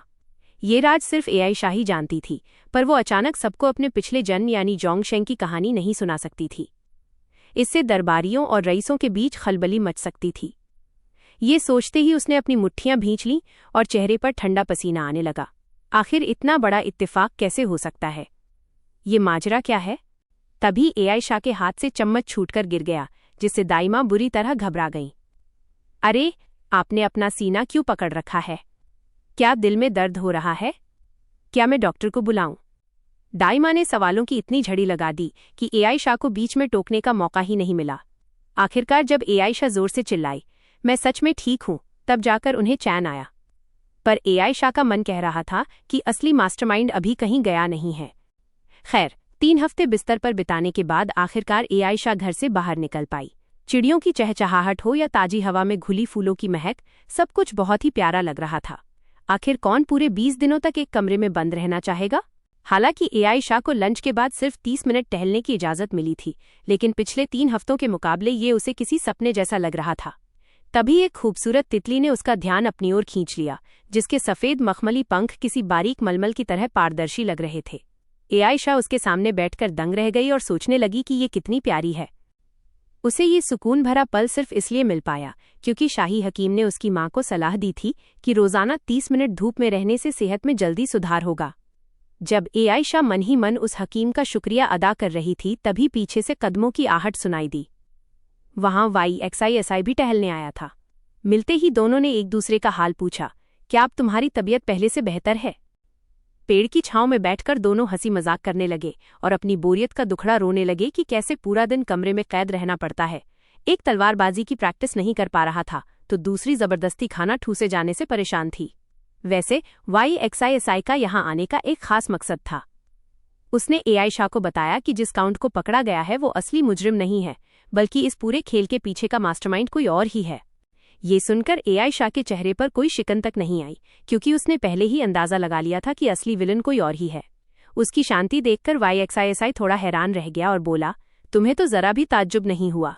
एआई शाह ने बड़े इत्मीनान से जवाब दिया, भैया आप मुझे ये बात अब क्यों बता रहे हैं? YXISI ने उसे समझाते हुए कहा, तुम हमेशा बड़ों की तरह समझदारी और शांति दिखाती हो, लेकिन सच तो ये है कि तुम अभी सिर्फ 7 साल की हो। हम बस तुम्हें प्रोटेक्ट करना चाहते थे ताकि तुम्हारे मासूम दिल पर कोई आंच ना आए, और पिताजी की सोच भी यही थी, तो बस इसी वजह से उन्होंने अब तक तुमसे सच छिपाया था। एआई शाह बिना पलक झपकाए अपने भाई को देखने लगी और बोली, तो अब जब आपने इस बात का जिक्र छेड़ ही दिया है तो क्या आप मुझे असली मास्टरमाइंड का नाम बताने वाले हैं? अपनी पिछली जिंदगी में एआई शाह को वीडेंग बे अडीगो ने फंसाकर मार डाला था और अब इतिहास खुद को दोहरा रहा था। YXISI अपनी बहन को असली कातिल के बारे में बताकर परेशान नहीं करना चाहता था, क्योंकि उसकी नज़र में वो अभी भी महज 7 साल की एक नन्ही बच्ची ही तो थी। आखिर शाही खानदान में पैदा होने के बावजूद 7 साल की उम्र होती ही कितनी है। YXISI तो बस अपनी लाडली और सबकी जान एआई शाह को दुनिया की नज़रों से बचाकर रखना चाहता था।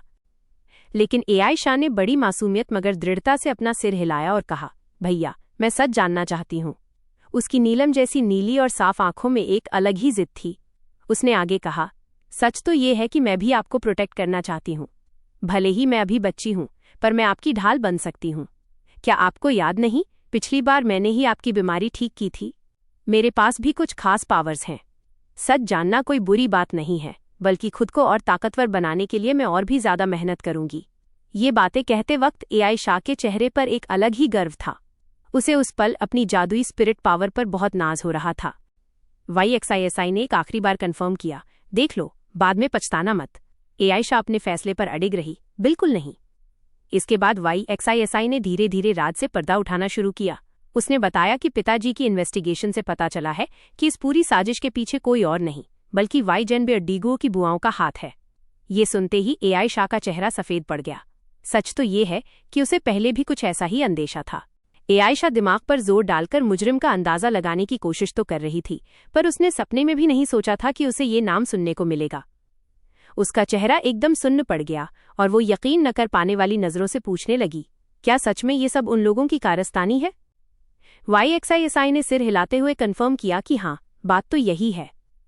हालांकि अभी ये पूरी तरह साफ नहीं है कि असली मास्टरमाइंड कौन है, पर हमने कुछ संदिग्धों को शॉर्टलिस्ट कर लिया है। असल में इस वक्त वी जेनबे अड्डीगो के अंदरूनी हालात काफी खराब चल रहे हैं और वहां गुटबाजी चरम पर है। इसकी बड़ी वजह वहां के क्राउन प्रिंस LAQIYSI के दामन पर लगा वो दाग है। जब आयशा ने हैरानी से पूछा कि कैसा दाग, तो भाई ने बताया कि उसकी सगी बहन AI एलिशा पर अपने ही परिवार के सदस्य के कत्ल का इल्जाम था। अभी YXISI की बात पूरी भी नहीं हुई थी कि वो नाम सुनते ही आयशा के शरीर में एक सहरन दौड़ गई और वो अपने भाई के सामने ही ढह गई। वो किसी जिंदा लाश की तरह कांप रही थी।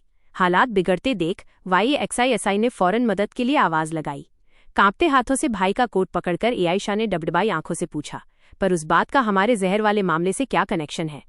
YXISI ने सीधे जवाब देने के बजाय उसे शांत करना चाहा। आयशा, तुम्हारी हालत अभी ठीक नहीं है, हम इस बारे में बाद में बात करेंगे। लेकिन आयशा इस वक्त बेहद इमोशनल हो चुकी थी और चिल्लाकर बोली, नहीं, मुझे अभी बताइए, आखिर वे हमें क्यों मारना चाहते हैं? YXISI ने एक गहरी सांस ली और बताया कि अब तक कोई पुख्ता वजह तो सामने नहीं आई है, पर शायद वाई जेनबे का क्राउन प्रिंस अपने देश के अंदरूनी झगड़ों से ध्यान भटकाने के लिए हमारे देश में दंगे भड़काना चाहता है। और वो पकड़ा गया काउंट असल में वाई जेनबे का एक जासूस था, जिसे वहां के शाही खानदान ने हमें खत्म करने का ऑर्डर दिया था। YXISI को इस बात का बहुत पछतावा हो रहा था कि उसकी वजह से उसकी छोटी बहन की जान खतरे में पड़ गई। आयशा के लिए ये जिंदगी का सबसे कड़वा और घिनौना सच था। भाई द्वारा बताया गया सच उसकी पिछली जिंदगी की उन काली यादों से जाकर टकरा गया जिन्हें वो भूलना चाहती थी। उन लोगों ने पिछली जिंदगी में तो उसे बेरहमी से मार ही दिया था और अब इस जन्म में भी वे उसके परिवार को नुकसान पहुंचाने पर उतारू थे।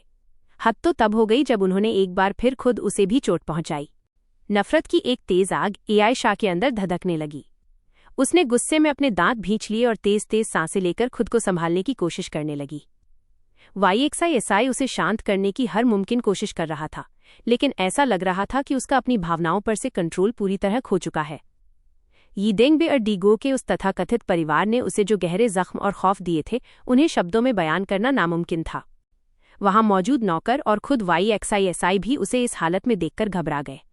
भाई ने पछताते हुए कहा, शायद मुझे तुम्हें ये सच बताना ही नहीं चाहिए था। चलो अब वापस चलते हैं, टहलने का वक्त खत्म हो गया है। वो चाहता था कि बहन कमरे में जाकर आराम करे, लेकिन आयशा ने अपनी मेड से कहा, लीना, मेरी दाई माँ से कह देना कि मैं अभी वापस नहीं आ सकती, मुझे भैया से कुछ जरूरी बात करनी है। ली के जाते ही आयशा ने अपने भाई का हाथ जोर से पकड़ लिया। उसकी आंखों में एक अजीब सी शून्यता थी, जैसे उसकी रूह कहीं खो गई हो। उसने कांपती आवाज में कहा, भैया, मुझे आपसे कुछ कहना है, क्या आप मेरी कहानी सुनना चाहेंगे? जी हाँ। आखिरकार आयशा ने अपने पुनर्जन्म यानी रीइनकॉर्नेशन का राज YXISI के सामने खोलने का फैसला कर लिया था। हालांकि उसके मन में एक डर अब भी था, क्या वो उसकी बातों पर यकीन करेगा? YXISI उलझन में था और उसने पूछा, आयशा, आखिर ऐसी क्या बात है जो तुम्हें इतना परेशान? इससे पहले कि YXISI अपनी बात पूरी कर पाता, आयशा ने उसे बीच में ही टोक दिया और कहा, मैं अपने जन्म के समय से ही पिछली सारी यादें साथ लेकर आई हूँ। ये सुनते ही YXISI के हाथ, जो अपनी बहन को दिलासा देने के लिए आगे बढ़े थे, वहीं ठिठक गए। उसने आगे बताया, सिर्फ इतना ही नहीं, मैं अपनी पिछली जिंदगी में हुई घटनाओं को चाहकर भी भुला नहीं पा रही हूँ। पिछले जन्म में मैं वी जेनबे अड्डीगो की चौथी राजकुमारी थी। मुझ पर अपनी ही छोटी बहन MALIAN को जहर देकर मारने का झूठा इल्जाम लगाया गया था, जबकि मैं बिल्कुल बेगुनाह थी। फिर भी उन लोगों ने मुझे चैन से जीने नहीं दिया। उन्होंने दावा किया कि मेरी अलमारी से जहर मिला है और मुझे सफाई देने का एक मौका तक नहीं दिया गया। सबने मान लिया था कि कातिल मैं ही हूं और आखिरकार मुझे मौत की सजा दे दी गई। आयशा बहुत ही शांत लहजे में ये सब बता रही थी, लेकिन हकीकत ये थी कि वो आज भी उस तंग और अंधेरी कालकोठरी की दहशत से बाहर नहीं निकल पाई थी। उसने अपनी मुट्ठियां भींच लीं और पूरी हिम्मत जुटाकर अपने भाई की आंखों में देखते हुए कहा, लेकिन मैं बेगुनाह थी, प्लीज मेरा यकीन कीजिए। उसके दिल में एक डर बैठा हुआ था। वो बार बार दोहराने लगी, मैंने माली एनेने को मारने का कभी सपना भी नहीं देखा था, मैं किसी को चोट पहुंचाने के बारे में सोच भी नहीं सकती। ये कहते कहते उसकी आंखों से गर्म आंसू छलक पड़े। उसने फिर से मुट्ठियां कसी और अपने भाई की ओर उम्मीद भरी नजरों से देखा कि काश वो उस पर भरोसा कर ले। आयशा के मन में बस एक ही डर था, मैंने भैया को सच तो बता दिया, पर अब वो क्या कहेंगे? क्या वो मुझ पर यकीन करेंगे? लेकिन YXISI ने बिना किसी हिचकिचाहट के बड़ी मजबूती से जवाब दिया, मुझे तुम पर पूरा यकीन है। ये सुनकर उसने झटके से सिर ऊपर उठाया। YXISI की वो पन्ने जैसी हरी आंखें पूरी सच्चाई के साथ उसे देख रही थीं। उन्होंने आगे कहा, मुझे विश्वास है कि तुम यू डनबेयर डीगुओ की राजकुमारी थी और तुमने अपनी बहन को मारने की कभी कोशिश नहीं की। मैं तुम्हारी हर बात पर भरोसा करता हूँ। आयशा थोड़ी हक्की बक्की रह गई और हिचकिचाते हुए बोली, पर क्या आपको ये सब अजीब नहीं लग रहा? मेरा मतलब है मेरा दोबारा जन्म लेना। YXISI की प्यारी सी मुस्कान ने जैसे उसके सारे डर धो दिए। उन्होंने उसके नन्हे से शरीर को अपनी बाहों में कसकर भींच लिया और फिर से दोहराया, मुझे तुम पर यकीन है। अब आयशा खुद को रोक नहीं पाई और भाई के सीने से लगकर फूट फूट कर रोने लगी। पुनर्जन्म के बाद से ही वो पिछले जन्म के काले सायों से पीछा नहीं छुड़ा पा रही थी। उसे ऐसा लगता था जैसे उसकी जिंदगी आज भी उसी 14 साल की उम्र पर थमी हुई है। लेकिन आज YXISI के इस भरोसे ने जैसे वक्त की रेत को फिर से बहाना शुरू कर दिया। अपने भाई को सब कुछ बता देने के बाद उसके बरसों पुराने अनसुने जख्मों को जैसे आवाज मिल गई थी और वो दुनिया को अपनी बेगुनाही की चीख चीख कर गवाही दे रहे थे। 7 सालों से दिल में दबा वो खौफनाक सपना आखिरकार टूट चुका था। अब वो पिछली जिंदगी वाली बेबस लड़की नहीं रही थी। अब उसने वी डनबेयर डीगुओ के खिलाफ बदले का झंडा बुलंद करने का फैसला कर लिया था। आयशा ने अपनी मुट्ठियां कसी और अपने भाई के सामने अपने दिल की बात रख दी, भैया मैं बदला लेना चाहती हूँ। मैं पूरी दुनिया के सामने सच लाना चाहती हूँ और अपनी बेगुनाही साबित करना चाहती हूँ। वो पुरानी आयशा आज भी मेरे अंदर कहीं जिंदा है। अब इस कड़वे सच से मुंह मोड़ना मुमकिन नहीं था। आयशा की बातों और उसकी आंखों की चमक से साफ झलक रहा था कि उसने अब बदले की ठान ली है। YXISI ने अपनी जेब से रुमाल निकाला और बड़े प्यार से उसके आंसुओं से भीगे गालों को पोंछा। उसने वादा किया, सब कुछ वैसा ही होगा जैसा तुम चाहती हो। मैं तुम्हारी बेगुनाही साबित करने में तुम्हारी मदद करूंगा। मैं पूरी दुनिया को तुम्हारी हकीकत याद दिला दूंगा और वाई डनबेयर डीगुओ के हर एक शख्स को तुम्हारे सामने घुटने टेक कर माफी मांगने पर मजबूर कर दूंगा। इसके बाद दोनों भाई बहन पेड़ की छांव में लेट गए। घने पेड़ों की टहनियों के बीच से नीला आसमान और सफेद बादल तैरते हुए दिख रहे थे और छनकर आती सुनहरी धूप बहुत सुकून दे रही थी। अपनी भारी होती आंखों से लड़ते हुए आयशा ने धीरे से कहा, भैया मुझे ये सब किसी हसीन सपने जैसा लग रहा है, और अगर ये सपना भी है तो मुझे कोई परवाह नहीं। YXISI ने प्यार से उसका छोटा सा हाथ सहलाया और बोला, पगली ये कोई सपना नहीं है, हम सब सच में यहाँ साथ हैं। शायद जिंदगी में पहली बार इतनी खुशी मिली थी, इसलिए उसे डर लग रहा था कि कहीं ये सब गायब न हो जाए। YXISI ने उसे तसल्ली देते हुए कहा, अगर ये वाकई तुम्हारा सपना है तो मैं भी इसी सपने में तुम्हारे साथ रहूंगा। अब सो जाओ मेरी प्यारी छोटी बहन। भाई की बातें किसी मीठी लोरी की तरह थीं और देखते ही देखते आयशा गहरी नींद में डूब गई। सपने में उसने खुद को एक अंधेरी जगह में भटकते हुए पाया जहां उसे दिशा समझ नहीं आ रही थी। तभी YXISI ने उसका हाथ थाम लिया। दोनों एक दूसरे को देखकर मुस्कुराए और उस तेज रोशनी की ओर बढ़ चले। लेकिन हकीकत में दूसरी तरफ इस पूरी जहर वाली साजिश का मास्टरमाइंड कोई और नहीं बल्कि वी डनबेयर डीगुओ का राजकुमार लाजी यासी था, जो पिछली जिंदगी में आयशा का सगा भाई था। पिछले कुछ हफ्तों से आयमी ली डीगुओ के राजकुमार को जहर देकर मारने की उसकी प्लानिंग, क्राउन प्रिंस की इस नाकामी ने उसे गहरी चिंता में डाल दिया था। जहर देने का प्लान फेल होने के साथ साथ उसने आयमी ली डीगुओ के उस काउंट को भी खो दिया था, जिसे उसने एक बेहद जरूरी जासूस के तौर पर तैयार किया था। लाजी यासी के लिए ये सिर्फ एक बड़ा नुकसान नहीं बल्कि उसकी साख पर लगा एक गहरा जख्म था। अगर किसी को भनक भी लग गई कि इस पूरी साजिश के पीछे वी डनबेयर डीगुओ का हाथ है तो दोनों देशों के बीच शांति बनाए रखना तो दूर जंग के शोले भड़क उठेंगे। दरअसल लाजी यासी का इरादा YXISI को ठिकाने लगाकर आयमी ली डीगुओ में खलबली मचाना था, ताकि उस अराजकता का फायदा उठाकर वो अपनी ताकत बढ़ा सके। वो चाहता था कि वक्त के साथ लोग उसके पुराने काले कारनामों को भूल जाएं और उसके गद्दी तक पहुंचने के रास्ते का हर कांटा साफ हो जाए। यहां तक कि वो पड़ोसी साम्राज्य को भी आसानी से हड़पने के सपने देख रहा था। लाजी यासी ने झुंझलाते हुए सोचा कि आयमी ली डीगुओ का सम्राट कोई ऐसा इंसान नहीं है जो चुपचाप बैठ जाए। अगर उनके हाथ कोई भी पुख्ता सबूत लग गया तो कुछ ही सालों में दोनों साम्राज्यों के रिश्ते पूरी तरह तबाह हो जाएंगे। वैसे तो वाई डनबेअरडीगुओ की अपनी एक तगड़ी आर्मी है और वो किसी से डरता नहीं, लेकिन YXISI की हत्या का प्लान फेल होना एक बड़ी सिरदर्दी बन गया था। अब जाहिर सी बात है कि एआईमिलेडीगुओ ऐसी किसी भी दोबारा होने वाली साजिश के लिए पहले से ही सतर्क हो चुका होगा। यही वजह थी कि अब लाजियासी को अपना दिमाग ठंडा रखकर हालात को संभालना था, ताकि वो सबसे बुरे अंजाम का सामना करने के लिए तैयार रह सके। अपनी उलझनों के साथ वो धीरे धीरे साइलिन एने मंदिर की गहराई की ओर बढ़ने लगा। इस मंदिर में एक बहुत बड़ा प्रार्थना कक्ष था, जहां अक्सर लोगों की भारी भीड़ लगी रहती थी, लेकिन आज का नजारा कुछ अलग था। वहां सिर्फ एक ही शख्स का कब्जा था। सिर पर सफेद नकाब ओढ़े और हाथ जोड़कर प्रार्थना में लीन वो शख्स देखने में बहुत ही ज्यादा श्रद्धालु लग रहा था, लेकिन क्राउन प्रिंस लाजियासी के चेहरे पर उसे देखते ही चिड़चिड़ाहट आ गई। उसने तिरस्कार भरी नजरों से देखते हुए कहा, एओलाफूनी भैया, आप फिर से यहाँ प्रार्थना कर रहे हैं? जवाब में उसने अपनी मीठी आवाज में भाई को पुकारा और पीछे मुड़कर देखा।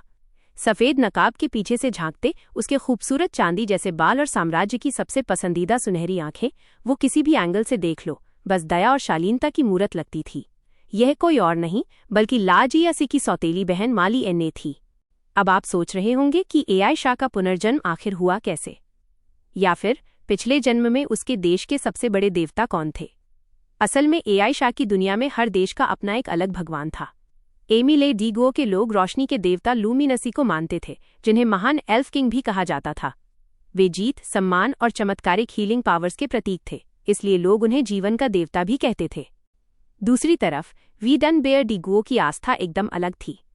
वहां के लोग साइलिन एने की पूजा करते थे, जिन्हें चांद की देवी और बदले की देवी माना जाता था। कहा जाता था कि उनका स्वभाव बहुत ही शांत और थोड़ा बेरहम है, लेकिन बाकी देवताओं के मुकाबले वे सबसे ज्यादा न्यायप्रिय थीं। इसीलिए वी डनबेअर के लोग उन्हें अपना सबसे बड़ा भगवान मानते थे। नीलम जैसे बाल और सुनहरी आंखों वाली साइलिन एने पूरी दुनिया पर अपनी नजर रखती थीं। जब भी किसी के साथ नाइंसाफी होती तो लोग सबसे पहले उन्हीं के मंदिर में इंसाफ की गुहार लगाने दौड़ते थे। लेकिन सबसे हैरान करने वाली बात तो ये थी, सबसे बड़ी विडंबना तो देखिए, जो साम्राज्य न्याय की देवी साइलिन एने को पूजता था, उसी ने एआई शाह के साथ हुए घोर अन्याय पर चुप्पी साध ली। ये डनबेअरडीगुओ में एक मशहूर कहावत है, अगर तुम साइलिन ए के मंदिर में सब्र के साथ इंतजार करो तो एक दिन तुम्हें वहां अपने दुश्मन की लाश जरूर दिखेगी। इसका सीधा सा मतलब ये है कि जो भी अधर्म करेगा उसे देवी के प्रकोप और प्रतिशोध का सामना करना ही पड़ेगा। शायद यही वजह थी कि एमएलईएनएने अक्सर अकेले इस मंदिर पर कब्जा जमाकर बैठी रहती थी। जब पिछली जिंदगी में एआई शाह की आंखें फोड़ दी गई थीं, तब उसने तड़पते हुए देवी से दुआ की थी, क्या मुझे कभी इंसाफ या बदला लेने का मौका नहीं मिलेगा? अगर ऐसा ही है तो मुझे इसी पल मौत दे दीजिए और अगले जन्म में मुझे फिर से इंसान मत बनाना, बल्कि मुझे एक मामूली कीड़ा बना देना जिसे न कोई प्यार करे और न ही किसी को उसके होने का फर्क पड़े। इधर लाजियासी के मन में भी सवाल उठ रहे थे कि आखिर एमएलईएनएने इस मंदिर को अकेला क्यों घेरे रहती है? क्या सिर्फ इसलिए क्योंकि सब उसे होली सेंट या पवित्र कन्या मानते हैं? उसने टोका भी कि जब राजमहल में अलग से प्रेयर रूम है तो यहाँ आने की क्या जरूरत है। माली एने ने बड़ी ही रहस्यमयी आवाज में देवी की मूर्ति की ओर देखते हुए जवाब दिया, मुझे लगता है यहाँ प्रार्थना करने से मैं देवी की मौजूदगी को ज्यादा करीब से महसूस कर पाती हूँ। फिर उसने मुस्कुराते हुए भाई से पूछा, क्या आप आज भी खास तौर पर मुझसे मिलने आए हैं? भाई के हाँ कहते ही वो खुशी से चहक उठी, लेकिन जैसे ही लाजियासी ने उसकी मुस्कुराहट देखी, अचानक उसके सिर में तेज दर्द उठा। उसकी आंखों के सामने एआई शाह का पिछला चेहरा घूमने लगा, वो चेहरा जो उसकी यादों में कभी बेहद मासूम और प्यारा हुआ करता था। हल्की वसंत की हवा उसके उन खास काले लंबे बालों को सहला रही थी और उसकी चमकती हरी आंखें हमेशा खुशी से झपकती रहती थीं। वो अक्सर लोगों को देखकर मुस्कुराया करता था और उस वक्त हर कोई उसे बहुत पसंद करता था। तभी पुराने दिनों को याद करते हुए लकियास की भ्रुकुटी तन गई और अचानक उसके सिर में तेज दर्द होने लगा। लकियास काफी उलझन में था कि आखिर हर बार उसे याद करते ही सिर में ये दर्द क्यों शुरू हो जाता है। पास ही खड़ी मारियाना ने चिंता जताते हुए पूछा, भैया आपको क्या हुआ? क्या आपकी तबीयत ठीक नहीं है? लकियास को तो जैसे होश ही नहीं था, उसके दिमाग में अभी भी उस बच्चे की आवाज गूंज रही थी। उसने खुद को संभालते हुए कहा, मैं ठीक हूं, मैं तो बस तुमसे एमिल एम्पायर के बारे में बात करने आया था। लकियस ने आइसिस को जहर देने की पूरी बात मारियाना को बताई, लेकिन उसका जवाब सुनकर लकियस को बड़ा अजीब और कड़वा महसूस हुआ। एक सेंटेस होने के बावजूद उसे इस बात का अफसोस था कि जहर देने की साजिश नाकाम क्यों हो गई। अब सवाल ये था कि आखिर अलीसा को याद करते ही लकियस के सिर में दर्द क्यों होता है। क्या मारियाना ने उस पर कोई श्राप डाल रखा है? लकियास को वो दौर याद आया जब अलीसा द्वारा मारियाना को जहर देने की कोशिश की खबरें हर तरफ आग की तरह फैली हुई थीं, जिसके बाद उसे मौत की सज़ा सुनाई गई थी। हैरानी की बात तो ये थी कि उसकी सगी माँ, जो उस समय महारानी थी, उन्होंने खुद को इस मामले से बेगुनाह साबित करने के लिए अपनी ही बेटी अलीसा को सूली पर चढ़ा दिया था। वहीं अलीसा का सगा भाई होने के नाते लकियास आज भी शक के घेरे में था कि कहीं उसने ही मारियाना को नुकसान पहुंचाने में उसकी मदद तो नहीं की थी। आखिर इतिहास गवाह है कि सम्राट बनने के लिए इंसान के दामन पर एक भी दाग नहीं होना चाहिए। खैर, किस्मत अच्छी थी कि बाकी भाई बहन उसके उत्तराधिकारी बनने का समर्थन कर रहे थे। लेकिन बाकी, अगर वीडियो पसंद आए तो लाइक करके सपोर्ट दिखा देना। मैं इस सीरीज को कंटिन्यू करूंगी, और अगर किसी और मनहवा की एक्सप्लेनेशन चाहिए तो उसका नाम कमेंट सेक्शन में ड्रॉप कर देना।